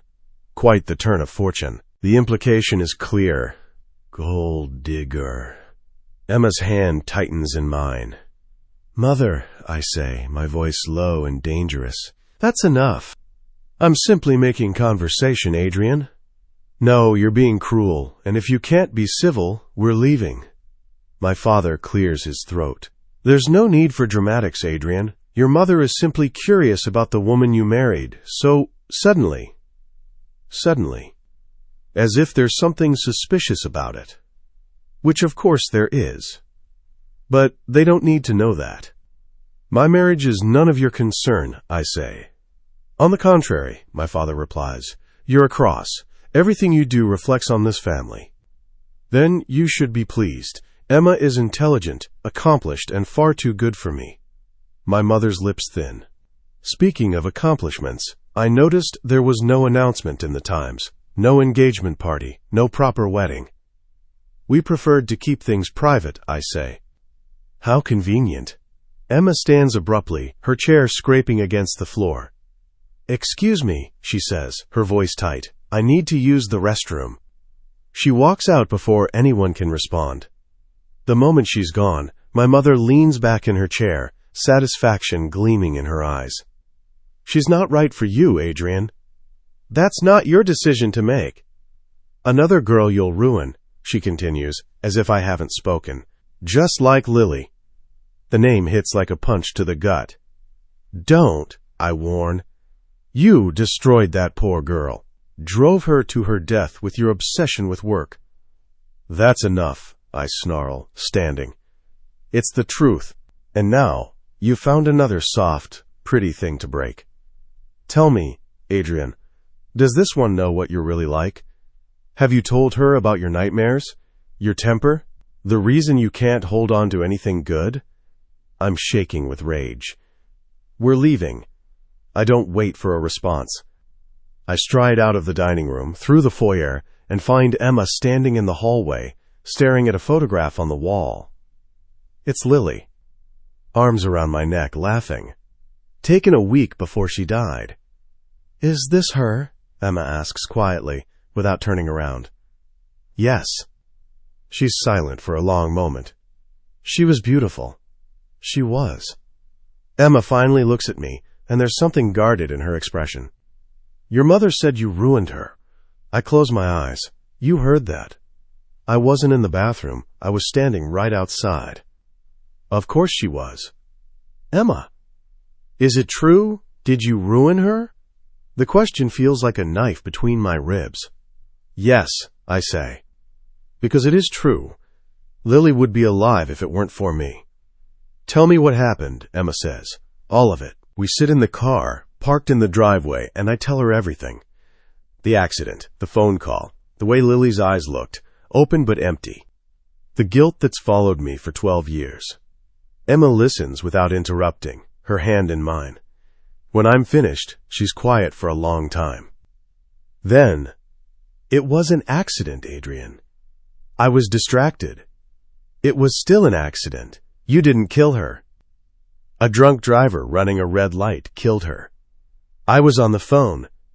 And he was drunk. You didn't cause the accident. He did. I want to believe her. God, I want to. But the guilt is a living thing inside me, clawing and relentless. I can't lose you too, I say, the words escaping before I can stop them. Emma turns to face me fully, her eyes searching mine. You're not going to lose me, she says. You don't know that. Yes, I do, because I'm not going anywhere, Adrian. I'm choosing to stay. Choosing, not obligated by contract. Choosing. The word breaks something open inside me. I pull her into my arms, burying my face in her hair. I don't deserve you, I murmur. Probably not, she agrees, but you're stuck with me anyway. Despite everything, I laugh. And for the first time in 12 years, the weight on my chest feels just a little bit lighter. 11:34 p.m. The penthouse. We're in my bed again. Our bed now, I suppose, since Emma hasn't slept in her own room in 4 days. She's curled into my side, tracing idle patterns on my chest. Can I ask you something? She says. Always. Why did you really marry me? I've already told her this. But I know what she's really asking. I saw you at the gallery 3 years ago. I start. And I couldn't stop thinking about you. When your father's debt surfaced, I told myself I was helping, that it was a business opportunity. But I was lying to myself. I didn't want to help you. I wanted to keep you. I wanted you close, even if it meant trapping you in a contract. She's quiet. Are you angry? I ask. No, she says slowly. I'm sad. Why? Because you didn't think I'd choose you without being forced to. The observation cuts deep. Would you have? I ask. I don't know, but I'd like to think you would have given me the chance. She's right. I should have. But I was too afraid. I'm sorry, I say. I know. She shifts, propping herself up to look at me. For what it's worth, she says, I'm choosing you now. Contract or no contract, I'm here because I want to be. Why? Because you're not the monster you think you are. You're just a man who's been hurt and is terrified of being hurt again. Her words land like a benediction. I love you, Emma, I say, the confession spilling out before I can stop it. Her eyes widen. You, what? I love you. I think I have since that day at the gallery. I just didn't want to admit it. Tears well in her eyes. Say something, I beg. I love you too, she whispers, even though you're emotionally constipated and terrible at communicating. And I kiss her, swallowing the rest of her words. When we break apart, we're both smiling. We're a mess, she says. The best kind, I reply. And for the first time in 12 years, I let myself believe that maybe, just maybe, I can have this. That I can have her. Without destroying everything. Chapter 5. The Fallout. Emma Cross. I wake up to an empty bed. Not unusual. Adrian still keeps brutal hours, even now that things between us have shifted into something I'm afraid to name too loudly. But this feels different. The sheets on his side are cold, like he's been gone for hours, not minutes. And there's no coffee waiting in the kitchen, No newspaper folded to my section. Just silence. I check my phone. 6:47 a.m. No messages from Adrian. Nothing from Marcus. I pull on one of Adrian's discarded dress shirts and pad through the penthouse, looking for signs of life. His office door is open, the lights off. The gym is empty. It's like he's vanished. I'm about to call him when I notice an envelope on the kitchen counter, my name written across it in his sharp, precise handwriting. My stomach drops. I tear it open. Emma, I had to leave for Singapore. Emergency with a subsidiary acquisition. I'll be back as soon as I can. Marcus will handle anything you need. A. That's it. No, I love you. No, I'll miss you. Just facts delivered with the emotional warmth of a weather report. I read it 3 times, looking for something, anything, that sounds like the man who told me he loved me 2 nights ago. The man who held me like I was precious. But there's nothing. He ran. The realization settles over me like ice water. After everything, the museum, the confession, meeting his parents, the I love yous, he ran. I crumple the note in my fist and sink onto one of the kitchen stools. You idiot, Emma. You actually believed him. You thought this was real. The worst part is, I still do. I know Adrian. I know the way he panics when things get too good, too real. I know he's terrified of destroying me the way he thinks he destroyed Lily. But knowing doesn't make it hurt less. My phone buzzes. Marcus, good morning, Mrs. Cross. Mr. Cross asked me to inform you that his trip to Singapore was unexpected. He anticipates being back within the week. Is there anything you need? I stare at the message. Within the week. Not 2 days, not 3.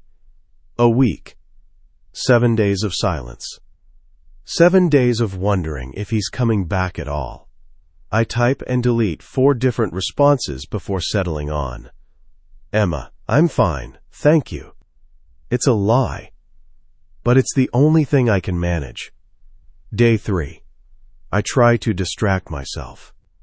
I paint for the first time in years, setting up in the unused studio space Adrian had built into the penthouse without telling me. The canvases are blank, waiting.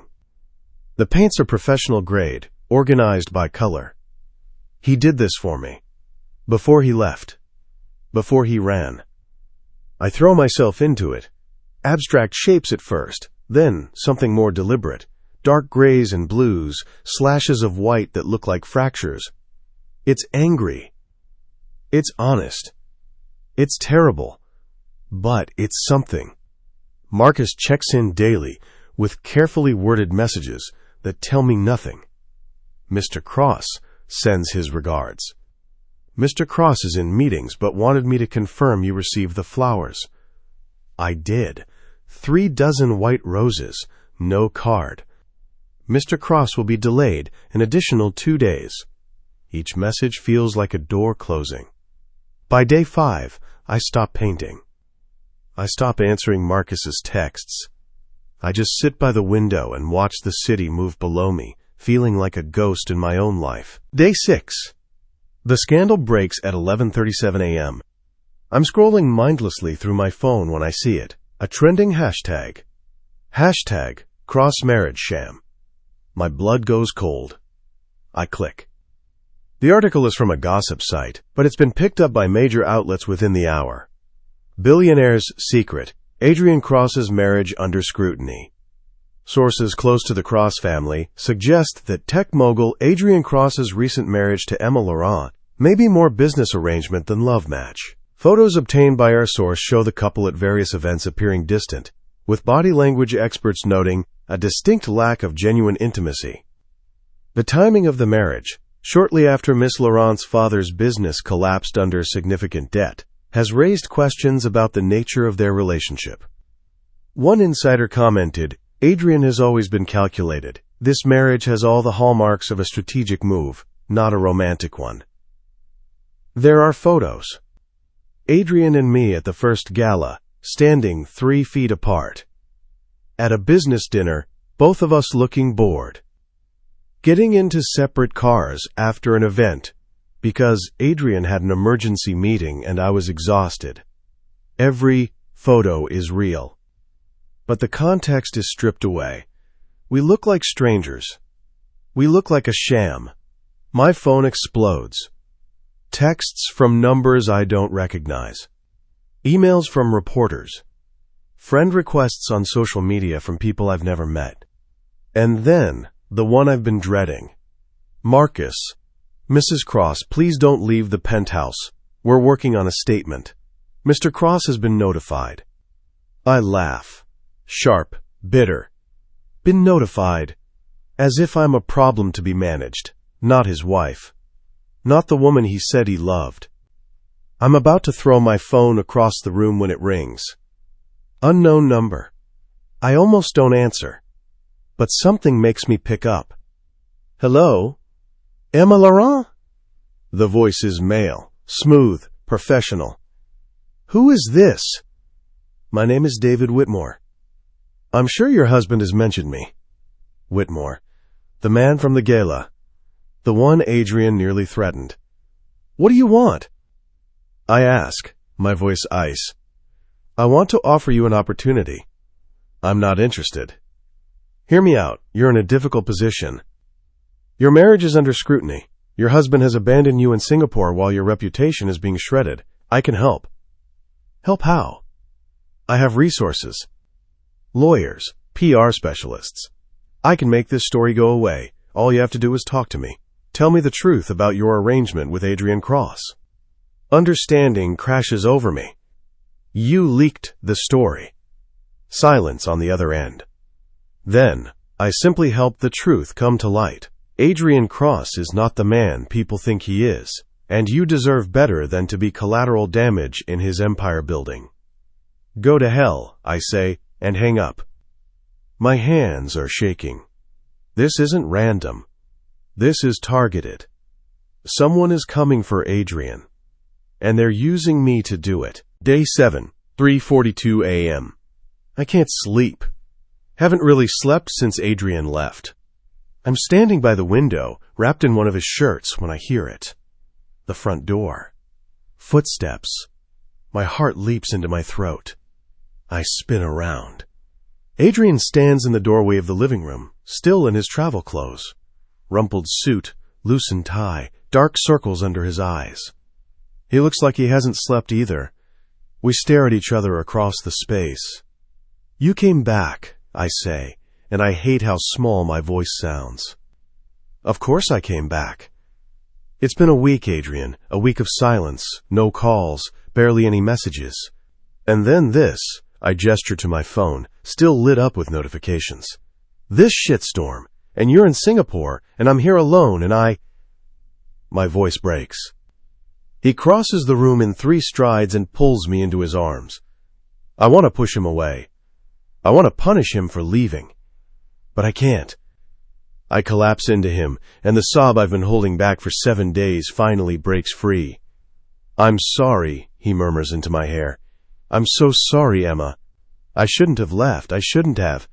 You ran. I choke out. You told me you loved me, and then you ran. His arms tighten. I know, and I'm sorry. Why? Why did you leave?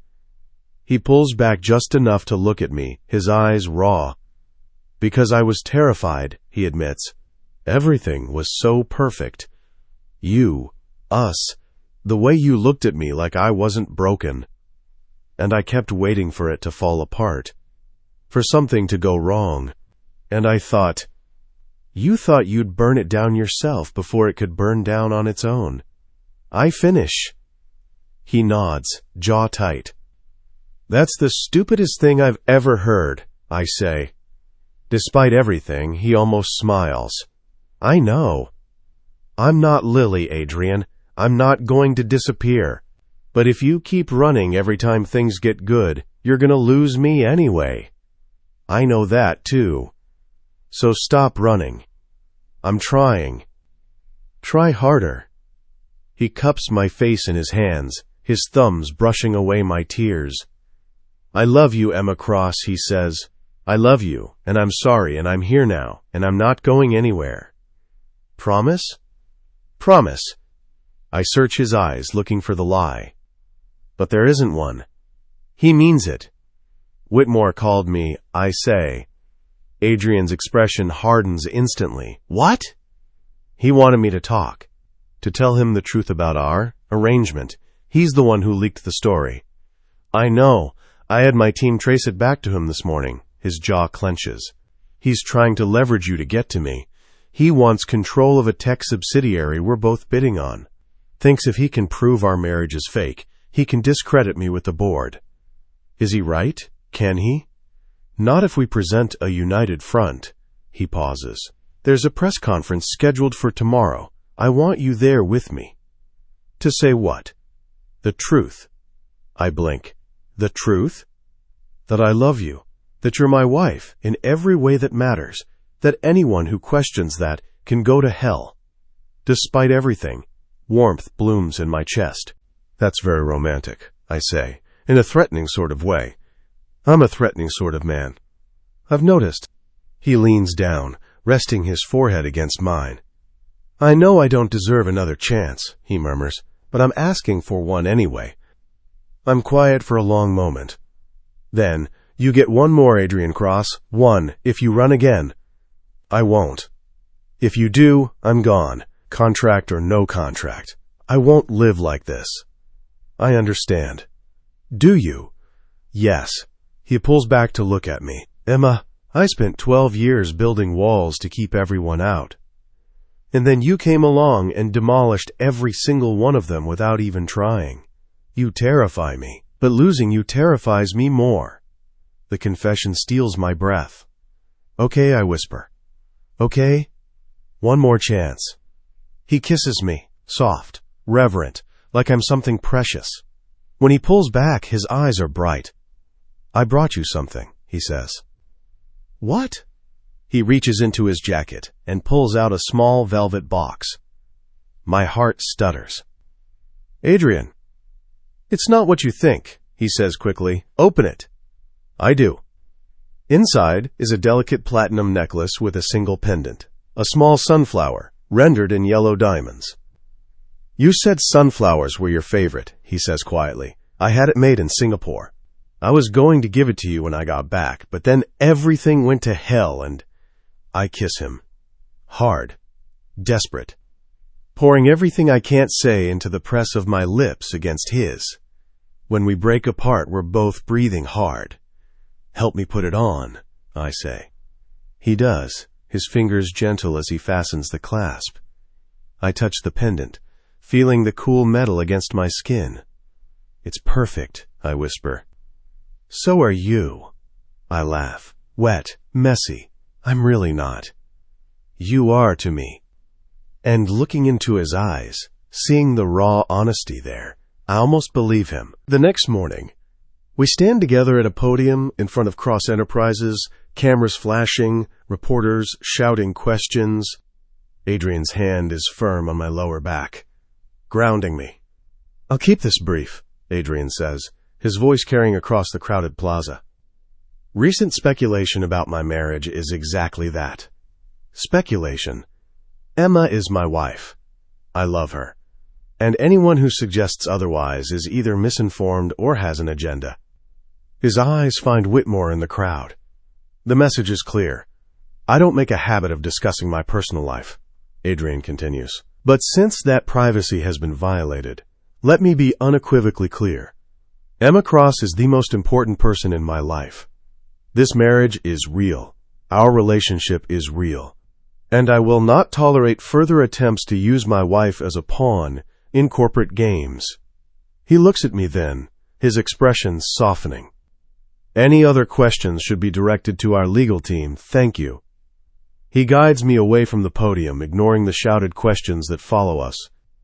In the car, I finally exhale. That was terrifying, I say. You were perfect. I didn't say anything. You didn't have to. You were there. That's what mattered. I lean into him, and he wraps his arm around me. What happens now? I ask. Now we go home. we ignore the noise. And we live our lives. Just like that? Just like that. It sounds too simple.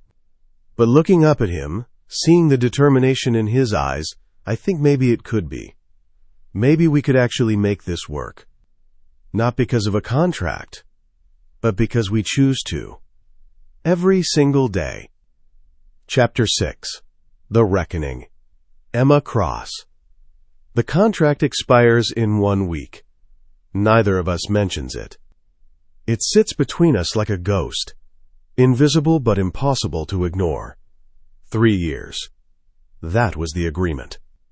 3 years of marriage. And then I walk away with $500,000 and my freedom. Except I don't want my freedom anymore. I want him. But I don't know if he wants me without the safety net of legal obligation. We're lying in bed, our bed now, definitively, on a Sunday morning. Rain streaks down the windows, and Adrian's arm is draped over my waist, his breathing deep and even. He's still asleep. I should be too, but my mind won't quiet. I slip out of bed carefully, pulling on his discarded shirt from last night and pad to his office. The contract is in his desk drawer. I know because I've seen him look at it. 3 times in the past week. Always late at night, when he thinks I'm asleep. Always with an expression I can't read. I shouldn't look. It's an invasion of privacy. But my hands are already opening the drawer, pulling out the leather folder. Inside is the contract, 30 pages of legalese that sold 3 years of my life. And clipped to the front is a single sheet of paper. A renewal clause. Addendum to marital contract. Option to extend. Either party may request a 3-year extension under the same terms and conditions. Both parties must agree in writing within 30 days of the original contract's expiration date. My heart stops. He can renew. Keep me for another 3 years.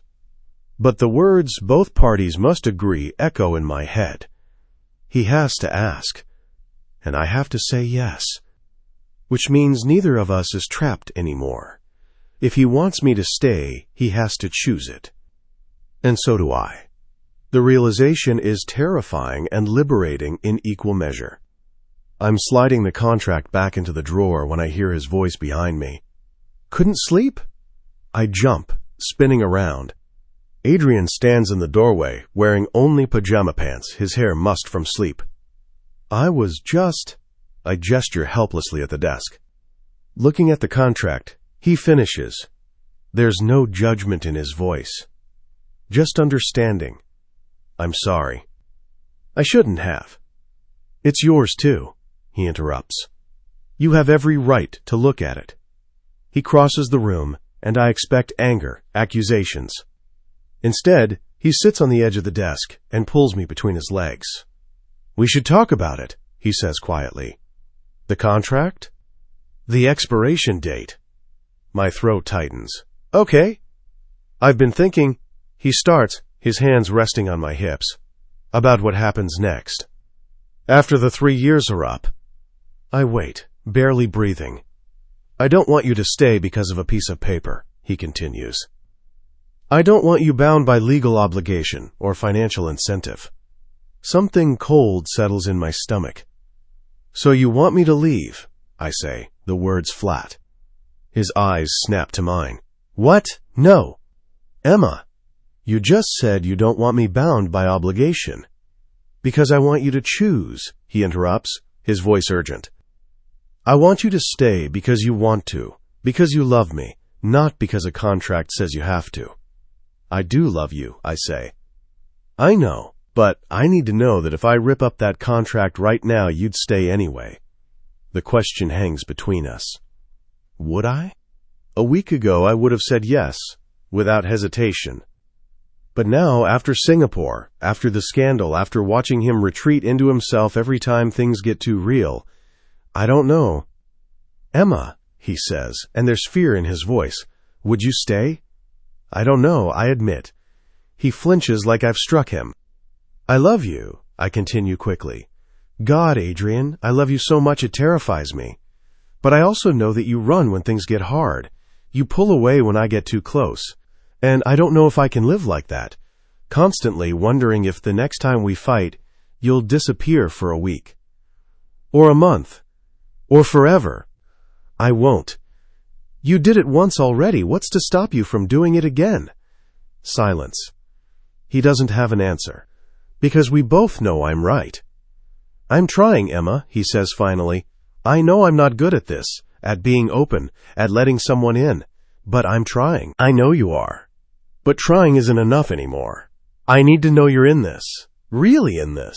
Not just when it's easy, but when it's hard, too. What do you want from me? He asks, and there's desperation in his voice now. I want you to fight for us, I say. I want you to stop running. I want you to choose me every single day, even when it scares you, especially when it scares you. I do choose you, he insists. Then prove it. How?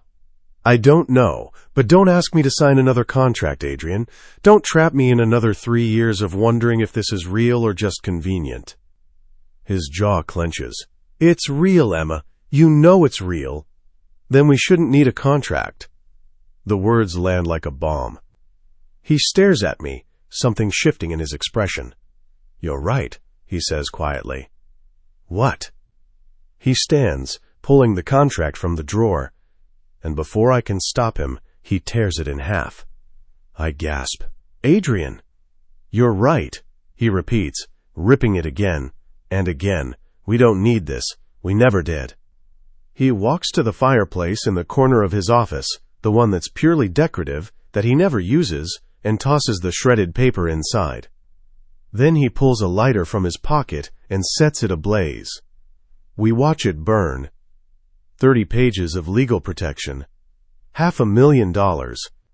3 years of my life. All of it reduced to ash.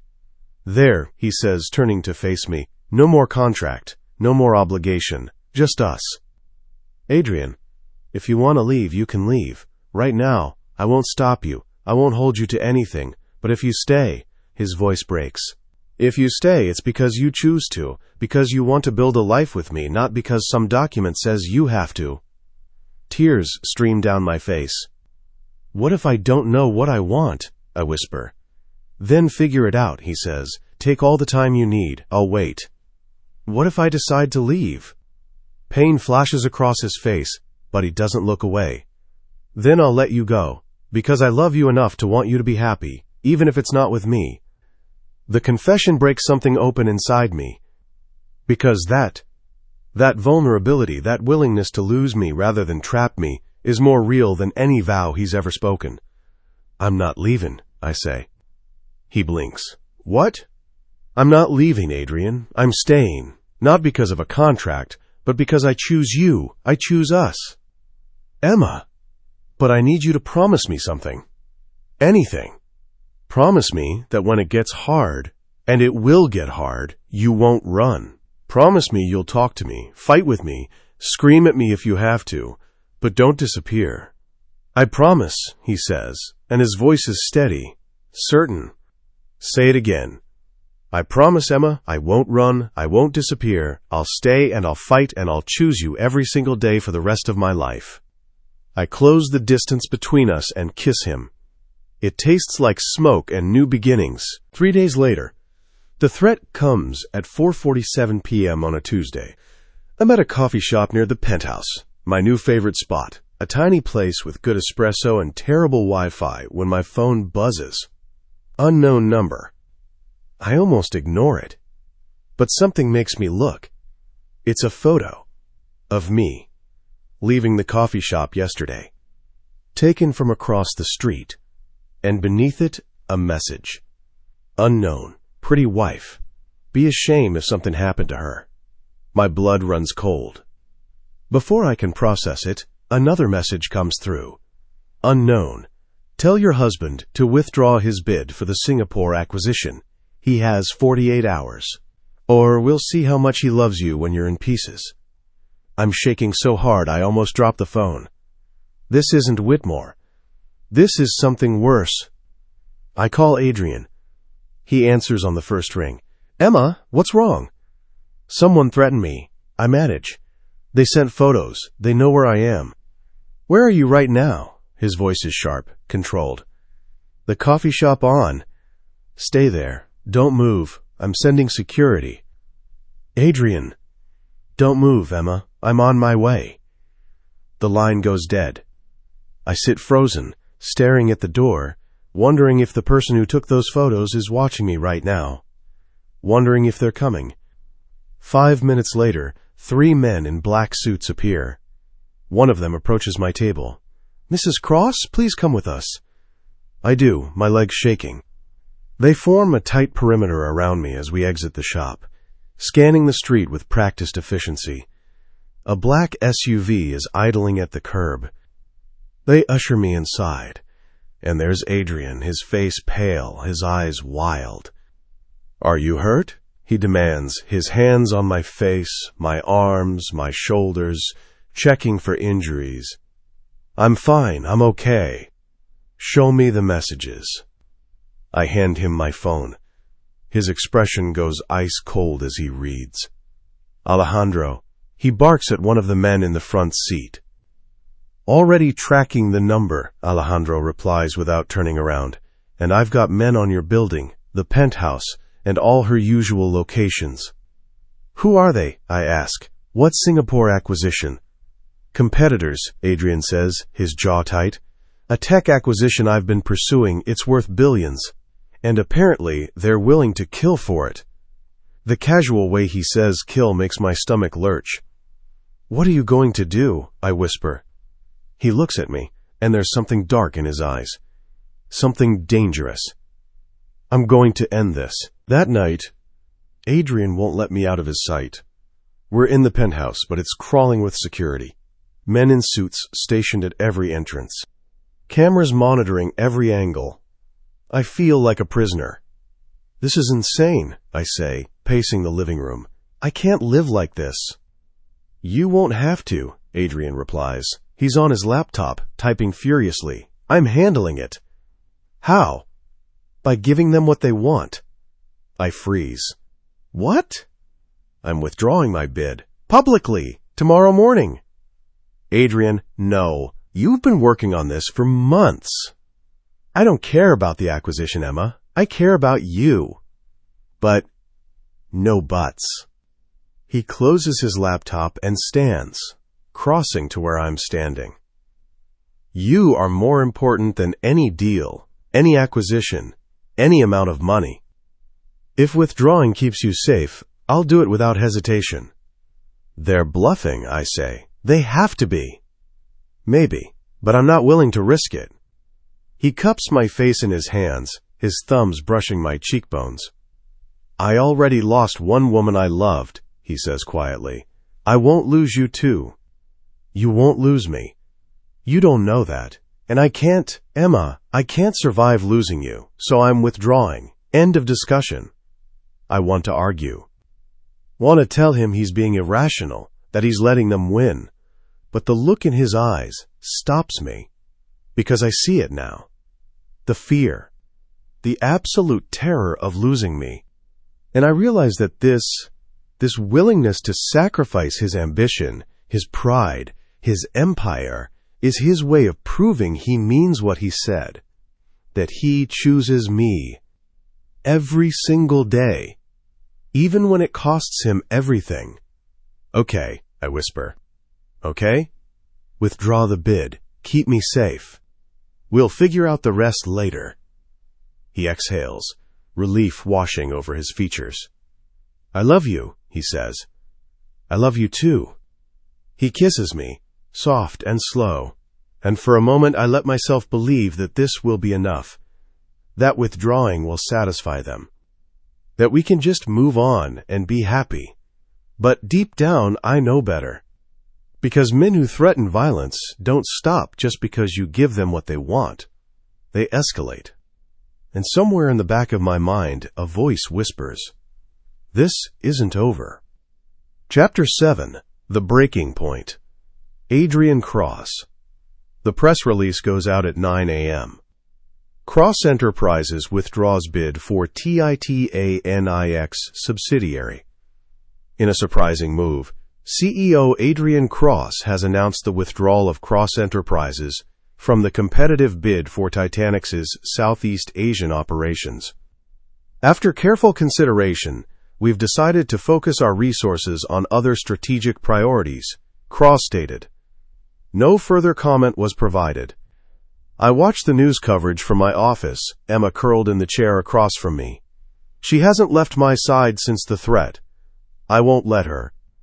The business world reacts with predictable shock.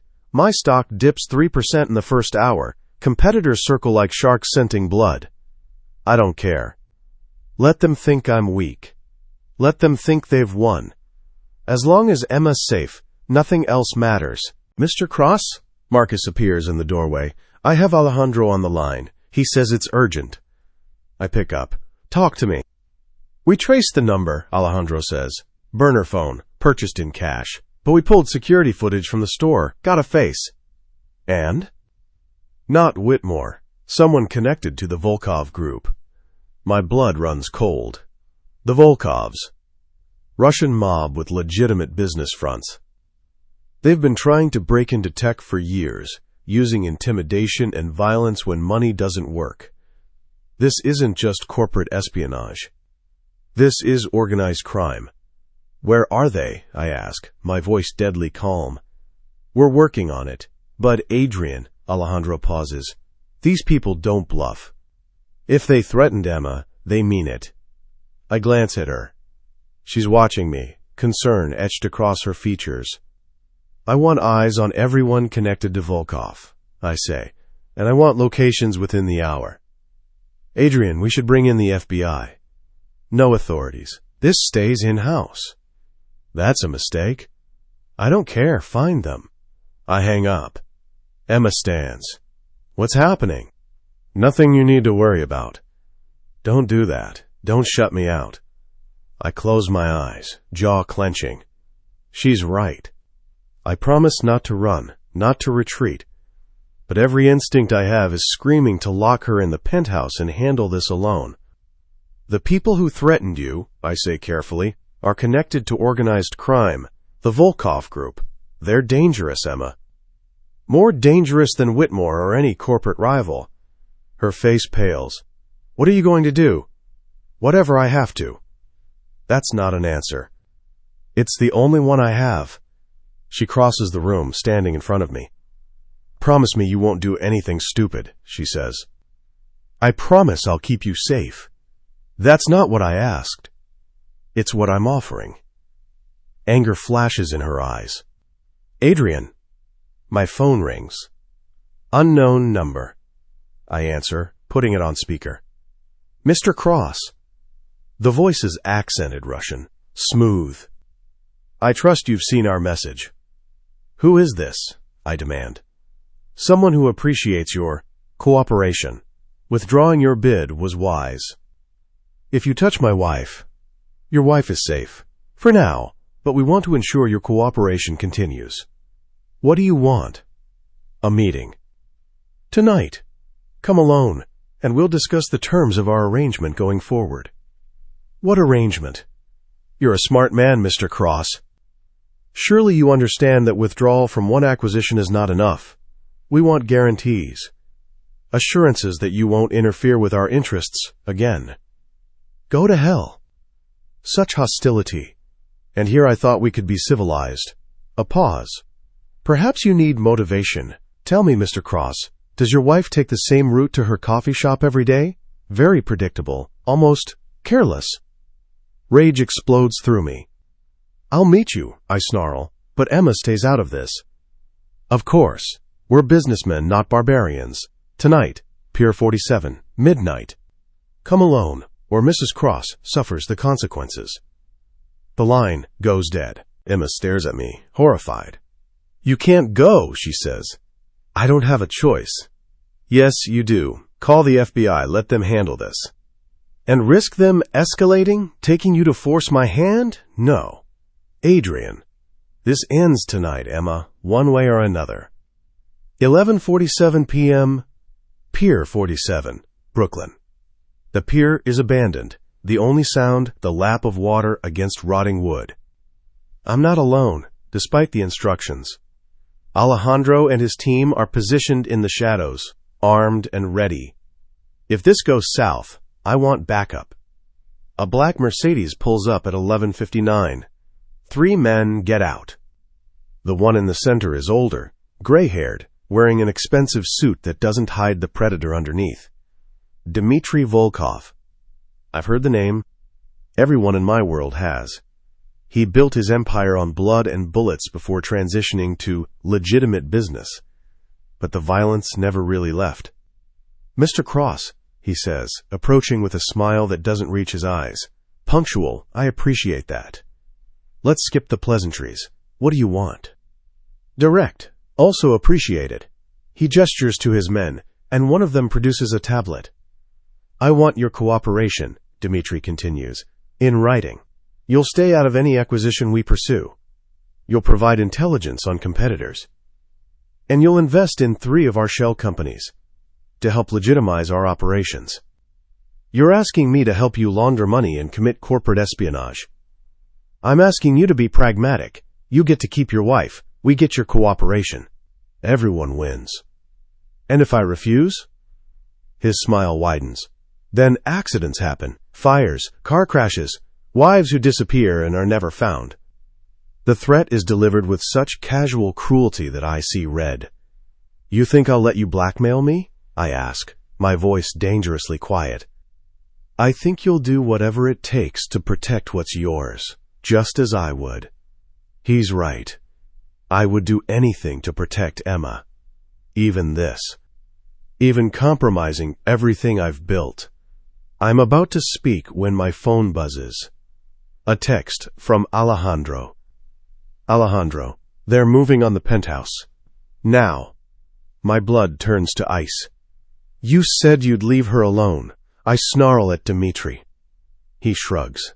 "Insurance. To ensure you make the right choice." I don't think. I just react. My fist connects with his jaw, and he stumbles back. His men reach for their weapons, but Alejandro's team is already moving. Gunfire erupts. I'm running before the first shot finishes echoing across the pier. Running for the car. Running for Emma. Please, God, let me get there in time. Emma Cross. I wake to the sound of breaking glass. For a second, I think I'm dreaming. Then I hear voices, low, male, speaking Russian. Someone's in the penthouse. Terror slams into me. I grab my phone, texting Adrian with shaking hands. "Emma, someone's here." No response. I slide out of bed, looking for a weapon. There's nothing. Just me, in pajamas, in a penthouse, 40 stories up with nowhere to run. The voices are getting closer. I lock the bedroom door, backing toward the window. My phone buzzes. "Alejandro, lock yourself in the bathroom." We're 3 minutes out. I run. The bathroom door has a deadbolt. I throw it, pressing my back against the door, trying to breathe. 1, 2, 3. Footsteps outside the bedroom. The door handle rattles. Then a crash as they kick it in. "Mrs. Cross," a voice calls, accented, amused. "There's no need for this. We just want to talk." I don't answer. Another crash. They're breaking down the bathroom door. Where is Adrian? Where is Alejandro? Where is anyone? The door splinters. Once. Twice. On the third hit, the lock gives way. 3 men pour in. I scream. One of them grabs me, and I fight, clawing, kicking, biting. But he's too strong. He pins my arms behind my back, forcing me toward the door. "Let's go, Mrs. Cross. You have an appointment." "No?" A hand clamps over my mouth. And then I hear it. Gunfire. Shouting. The man holding me curses in Russian. More gunfire, closer now. And then the door to the penthouse explodes inward. Adrian appears like an avenging angel, gun in hand, eyes wild. He sees me. Sees the man holding me. And something in him snaps. He fires. The man holding me drops, and I fall. Before I hit the ground, Adrian catches me. "I've got you," he breathes. "I've got you, Emma. You're safe." I'm sobbing, clinging to him. Around us, Alejandro's team is subduing the other men. It's over. It's finally over. 2 hours later, we're in a safe house on the outskirts of the city. Alejandro insisted. The penthouse is a crime scene now, crawling with both Adrian's security and, despite his protests, federal agents. Turns out, when you shoot members of a Russian organized crime syndicate, the FBI gets involved. Adrian hasn't let go of me since we left. I'm wrapped in a blanket, drinking tea I can't taste, while he sits beside me, his arm around my shoulders. Dmitry Volkov is in custody, Alejandro reports. Along with 8 of his associates, the FBI is building a RICO case. They'll be away for a long time. And the threat? Adrian asks. Neutralized. It's over. Adrian exhales, some of the tension finally leaving his body. Thank you, he says to Alejandro. That's what family does, Alejandro replies with a small smile. When we're alone, Adrian turns to me. I'm sorry, he says. I'm so sorry, Emma. I never should have. Stop, I interrupt. You didn't do this, they did. I put you in danger. And you saved me, you came for me. I'll always come for you, he says fiercely. Always, no matter what. I believe him. Because he's proven it.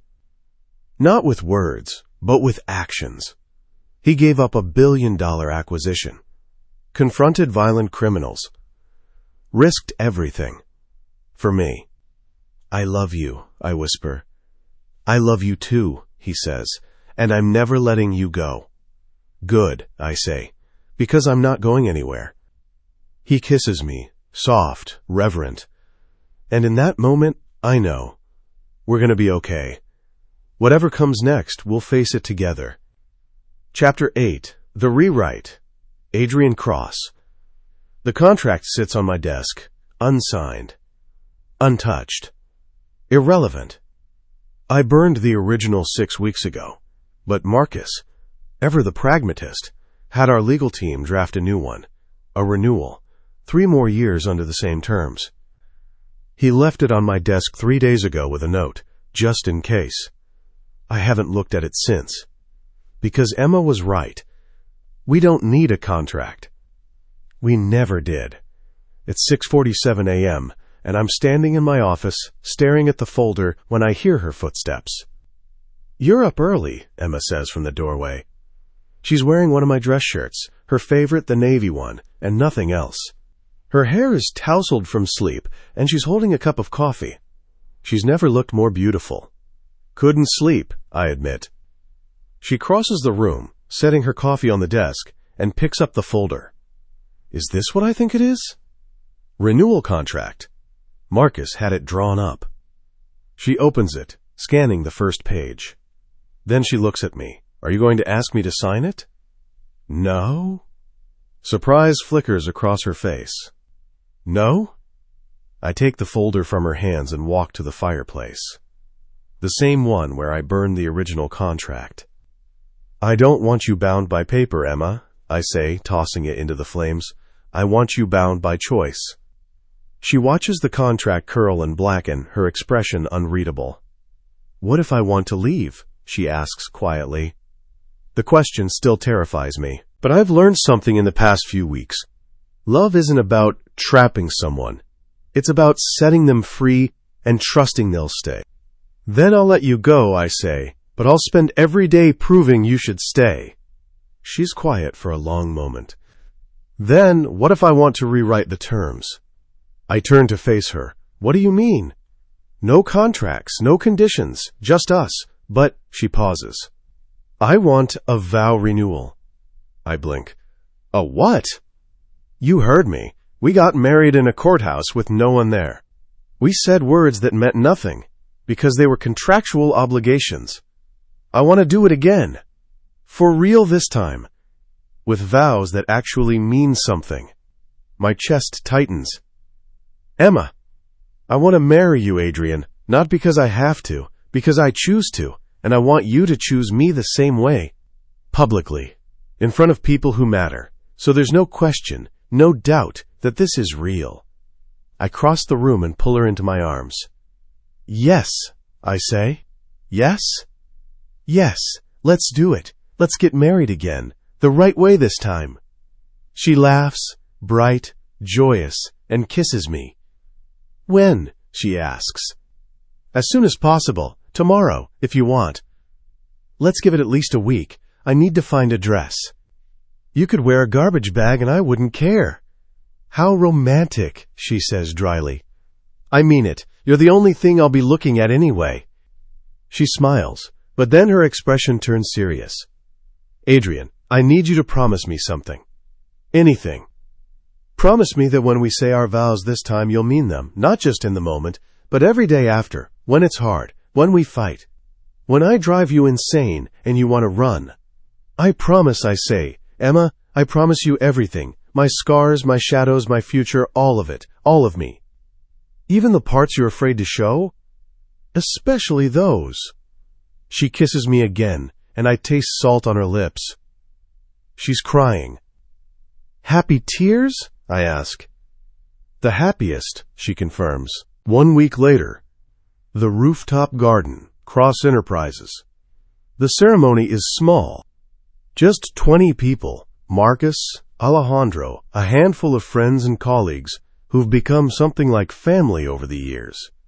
No press, no cameras. No spectacle, just us. The rooftop garden is transformed with string lights and white flowers, Emma's choice. She said she wanted it to feel intimate, like we were the only two people in the world. Mission accomplished. I'm standing at the makeshift altar, a simple arch covered in climbing roses, when Marcus appears at my elbow. You ready? He asks. I've been ready for 3 years, I reply. He smiles. She's good for you, you know. I've never seen you this human. Is that a compliment? The highest one I can give. Music starts, a string quartet playing something soft and classical. And then I see her. Emma appears at the far end of the rooftop, and my breath catches. She's wearing a simple white dress, tea-length, with delicate lace sleeves and a sweetheart neckline. Her hair is down, loose waves framing her face, and she's holding a bouquet of sunflowers. She's radiant. She's mine. She walks toward me, and I have to blink back the sting in my eyes. When she reaches me, I take her hands. Hi, she whispers. Hi, I reply. The officiant, a friend of Emma's from her gallery days, clears his throat. We're gathered here today to witness the union of Adrian and Emma. Not for the first time, as some of you know. A few people chuckle. But this time, it's different. This time, they're here by choice. And that makes all the difference. He looks at me. Adrian, your vows? I take a breath. I've rehearsed this 100 times. But now, looking at Emma, the words I prepared vanish. So I speak from the heart. Emma, 3 years ago, I married you for all the wrong reasons. I was selfish, controlling, and convinced I could keep you at a safe distance. But you saw through me from the start. You saw the man I was hiding, the one who was terrified and broken and convinced he didn't deserve love. And instead of running, you stayed. You fought for me when I wouldn't fight for myself. You loved me when I couldn't love myself. Today, I'm not promising you perfection. I'm not promising that I won't mess up, or pull away, or make you want to strangle me. She laughs through tears. But I am promising you everything else. I promise to show up, to stay, to fight for us, even when it's hard. I promise to love you in the dark moments and the bright ones. I promise to be the man you deserve, even if it takes the rest of my life to get there. You're my home, Emma, my light, my reason, and I will spend every day proving I'm worthy of you. Emma is openly crying now, and I reach up to brush away her tears. Your turn, the officiant says gently. Emma takes a shaky breath. Adrian, when I met you, I thought you were ice. Cold, controlled, untouchable. But I was wrong.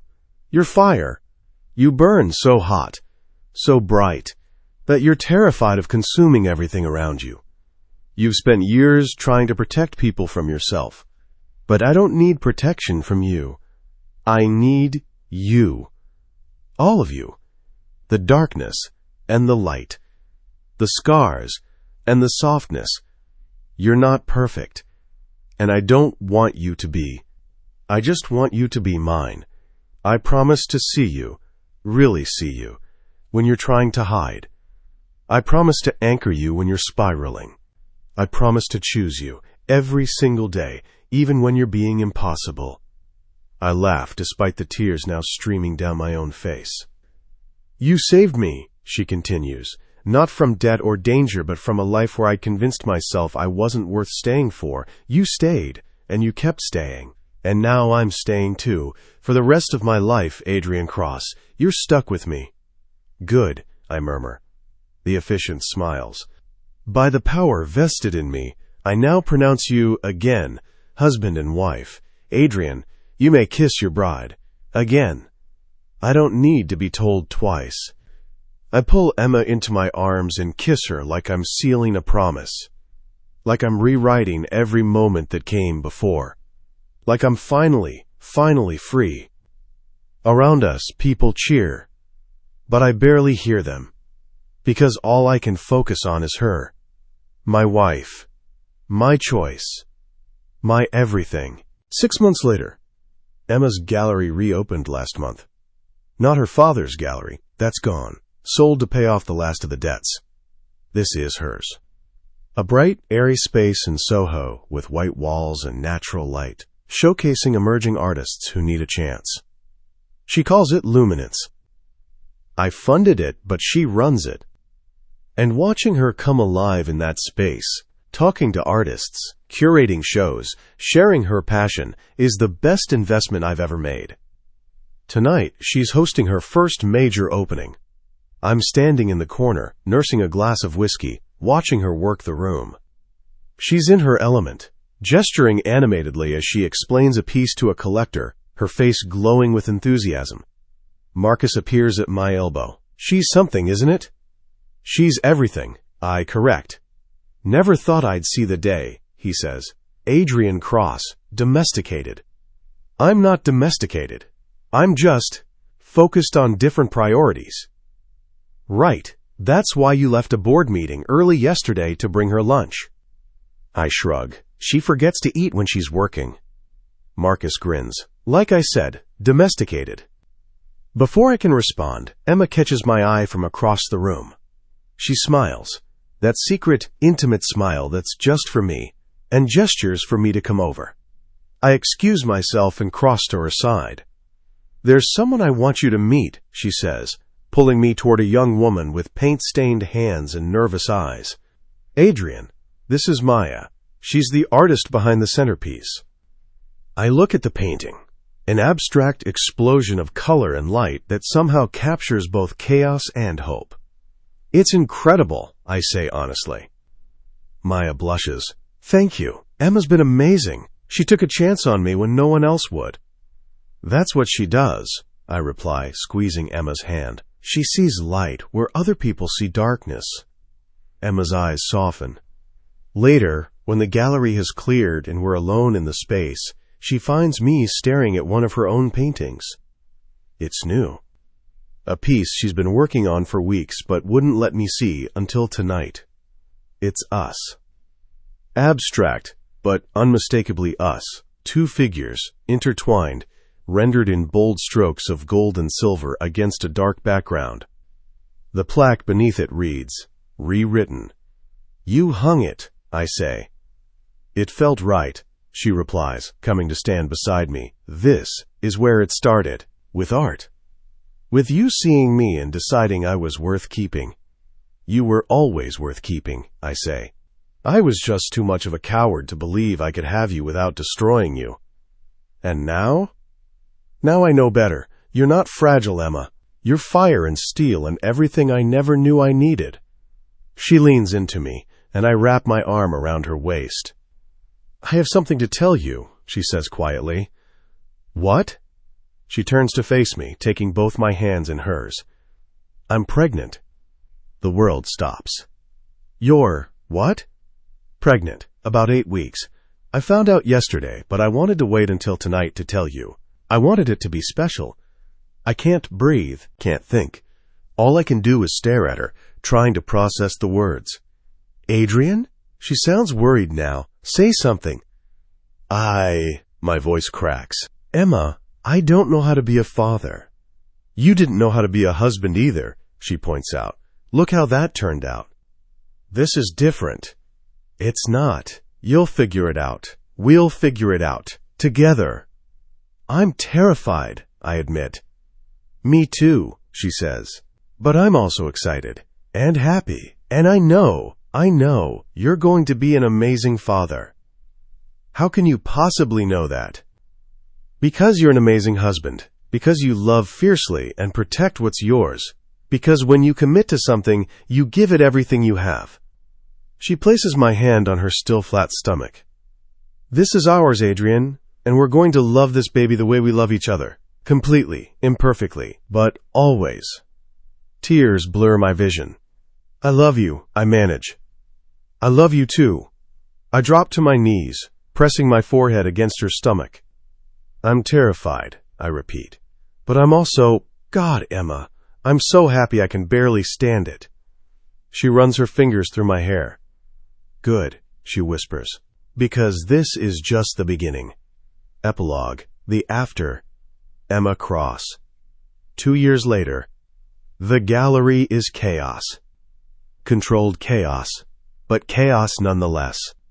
I'm standing on a ladder, trying to hang a painting that refuses to cooperate with the laws of physics when I hear the front door chime. "We're closed." I call out without looking. "Even for your husband?" I turn, nearly dropping the painting. Adrian stands in the doorway, holding 2 cups of coffee and wearing the slight smile that still makes my stomach flip after 5 years of marriage. "Especially for my husband," I say, climbing down. "He's very distracting." "Is that a complaint?" "An observation." He crosses the gallery, handing me one of the cups, oat milk latte, extra shot, the way I always order it, and kisses my temple. "You're working too late again," he says. "The exhibit opens in 3 days. I'm behind schedule." "You're always behind schedule." And yet somehow everything always comes together. He looks at the half-hung paintings, the scattered tools, the organized chaos that is my creative process. "It's going to be beautiful," he says. "You haven't even seen the pieces yet." "I don't need to. You curated it. That's enough." The faith in his voice, the absolute certainty, still catches me off guard sometimes. 5 years, and he still looks at me like I hung the moon. "Where's Lily?" I ask, glancing past him. "With Marcus. He's teaching her to play chess." I laugh. "She's 2, Adrian. She can't play chess." Marcus insists it's never too early to learn strategy. Marcus is insane. Agreed. But she seems to be enjoying knocking over the pieces, so I left them to it. I take a sip of coffee, savoring the warmth. Our daughter, Lily Rose Cross. Named after the woman Adrian loved before me, because I insisted. She deserves to be remembered. I told him when we found out we were having a girl. And I'm not threatened by her, Adrian. She loved you when you thought you were unlovable. That's a gift. He'd cried when I said it. Held me for an hour without speaking. And when our daughter was born, small and perfect, with Adrian's gray eyes and my dark hair, he'd whispered her name like a prayer. "Lily Rose, your mother is the bravest person I've ever met." Lily is everything we didn't know we needed. Fierce and funny and fearless, with Adrian's stubbornness and my creative chaos. She has him wrapped around her tiny finger. "I brought you something," Adrian says, pulling me from my thoughts. He reaches into his jacket and produces a small velvet box. My heart skips. "Adrian, before you panic, it's not what you think." I open it. Inside is a delicate bracelet, thin gold chain with 3 small charms. A sunflower, a paintbrush, a tiny letter L. It's beautiful, I whisper. 1 charm for each year we've been really married, he explains. I thought we could add one every anniversary, build a history in gold. I look up at him, eyes stinging. You're impossibly romantic for someone who claims to be dead inside. I was never dead inside, just dormant. You woke me up. He fastens the bracelet around my wrist, and I hold it up to the light, watching the charms catch the late afternoon sun. I love it, I say. I love you. I love you too, he pauses, even when you work yourself to exhaustion and forget to eat and make me worry. I ate lunch. Coffee doesn't count as lunch, Emma. I grin. It does if you believe hard enough. He sighs, long-suffering but fond, and pulls me into his arms. We stand there in the quiet gallery, surrounded by art and light, and I think about how far we've come. From a contract signed in desperation to this. This life we've built. This love we've chosen every single day. Do you ever regret it? I ask quietly. Regret what? All of it. The contract, the way we started, the mess we made of everything before we figured it out. He's quiet for a moment, considering. No, he says finally. I don't regret any of it, because it led us here, and here is exactly where I want to be. Even with the chaos, the sleepless nights with Lily, the gallery consuming all my time, He kisses me, cutting off the spiral. When he pulls back, his eyes are soft. Especially with all of that, he says. Emma, you gave me a life I didn't think I deserved. You gave me love, family, purpose. You gave me everything. So no, I don't regret how we started. I only regret that I wasted 3 years trying to keep you at arm's length when I could have been holding you this close. I kiss him again, pouring 5 years of love and gratitude into it. When we break apart, we're both smiling. Come on, he says. Let's go home. Lily will want her bedtime story, and I promised Marcus we'd only abandon him for an hour. Did you really abandon our daughter with your assistant so you could bring me coffee? I prefer to think of it as strategic delegation. You're impossible. And yet, you married me, twice. Worst decision of my life, I tease. Liar. He's right. It was the best decision. Even when it was hard. Especially when it was hard. That night, Lily is asleep in her room, a princess suite Adrian insisted on building, complete with hand-painted murals of sunflower fields. He'd hired the artist secretly, wanting to surprise me. I'd cried for an hour when I saw it. Now, Adrian and I are curled up on the couch, his arm around my shoulders, my head on his chest. We're watching some documentary about ocean life that neither of us is paying attention to. I have something to tell you, I say during a commercial.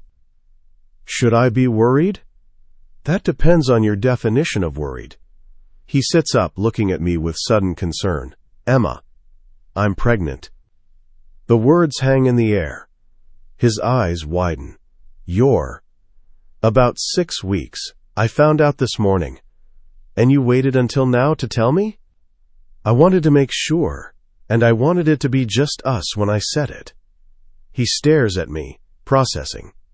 Then, slowly, a smile spreads across his face. We're having another baby, he says, like he's testing the words.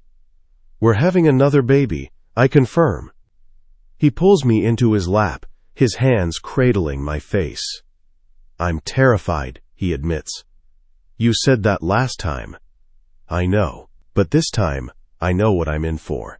The sleepless nights, the worry, the absolute terror of being responsible for another human life. And I wouldn't trade it for anything.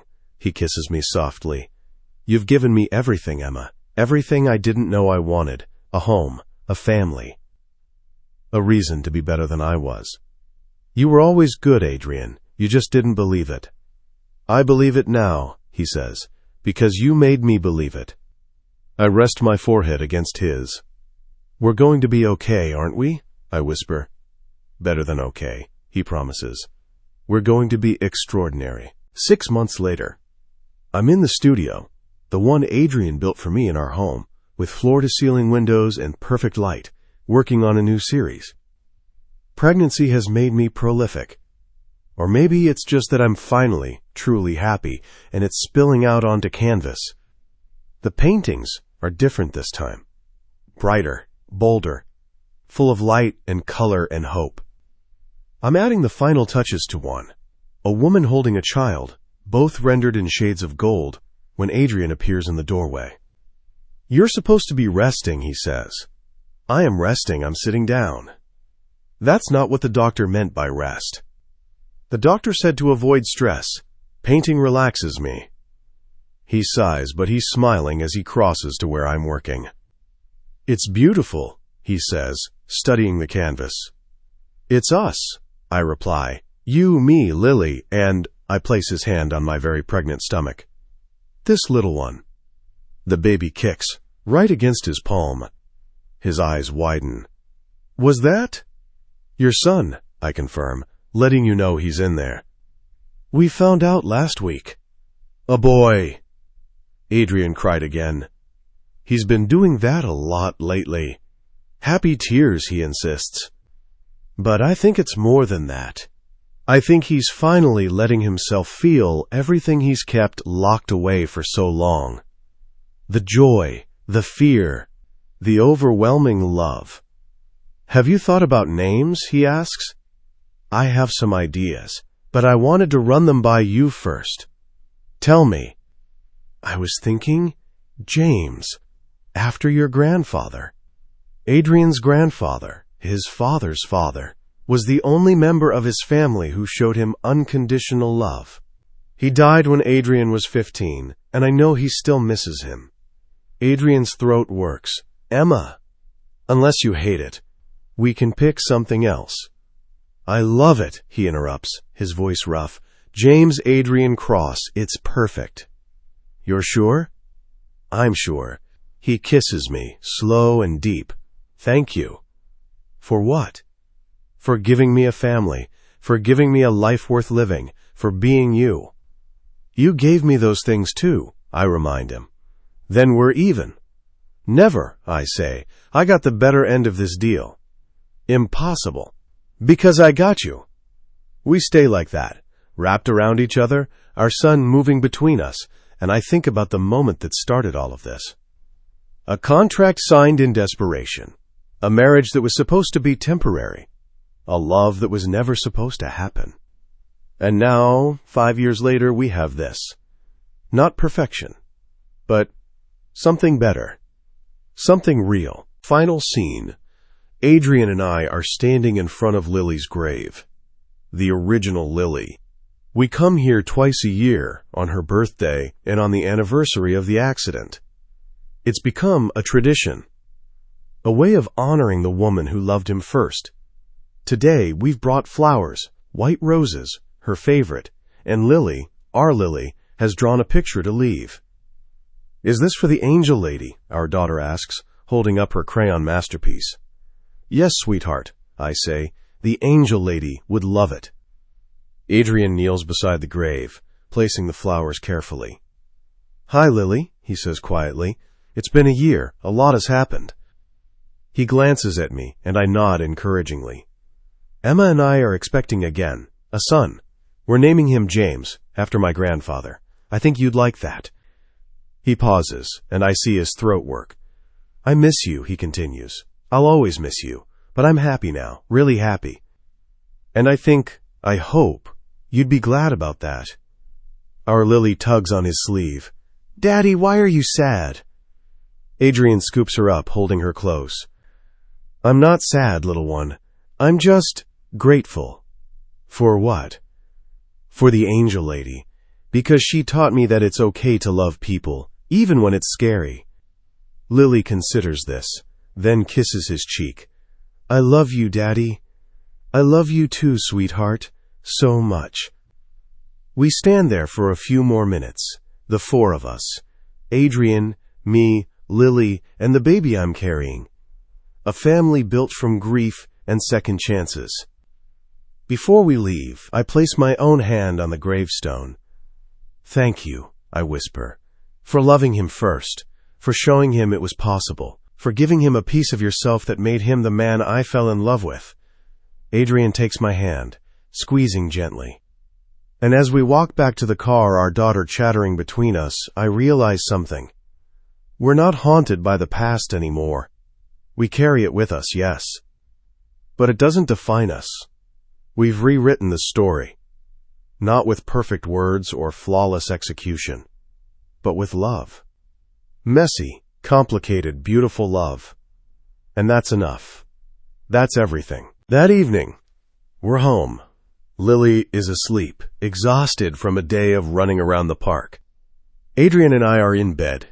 Our bed, in the home we built together, and he's tracing idle patterns on my stomach, talking to our son. "You're going to love your big sister," he's saying. "She's fierce and funny and going to boss you around constantly, but she'll also protect you with everything she has. Just like your mother protects all of us." I run my fingers through his hair. "You're going to spoil him." "Absolutely. It's my job as a father." "You spoil Lily enough for both of them." "Impossible. There's no such thing as too much love." He looks up at me, and in the dim light I see everything we've built reflected in his eyes. All the years. All the struggles. All the joy. "Do you ever think about it?" I ask. "The contract. The way we started." "Sometimes," he admits. "Why?" I was just thinking, if someone had told me 5 years ago that signing that contract would lead to this, to you, to Lily, to this life, I wouldn't have believed them. "Would you have still signed?" I don't hesitate. "Yes, in a heartbeat." Even knowing how hard it would be? Especially knowing that. Because the hard parts made us who we are. And I love who we are. He shifts, moving up to kiss me properly. "I love who we are too," he murmurs against my lips. "I love you, Emma Cross, today and every day after. I love you too, Adrian, even when you say my name in the dark." He smiles, that rare, genuine smile that's only for me, especially then. He kisses my forehead, my cheeks, my lips. And then, so softly I almost don't hear it. "Emma." Just my name. A whisper, a vow, a promise.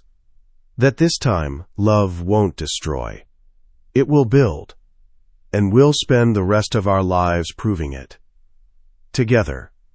The end.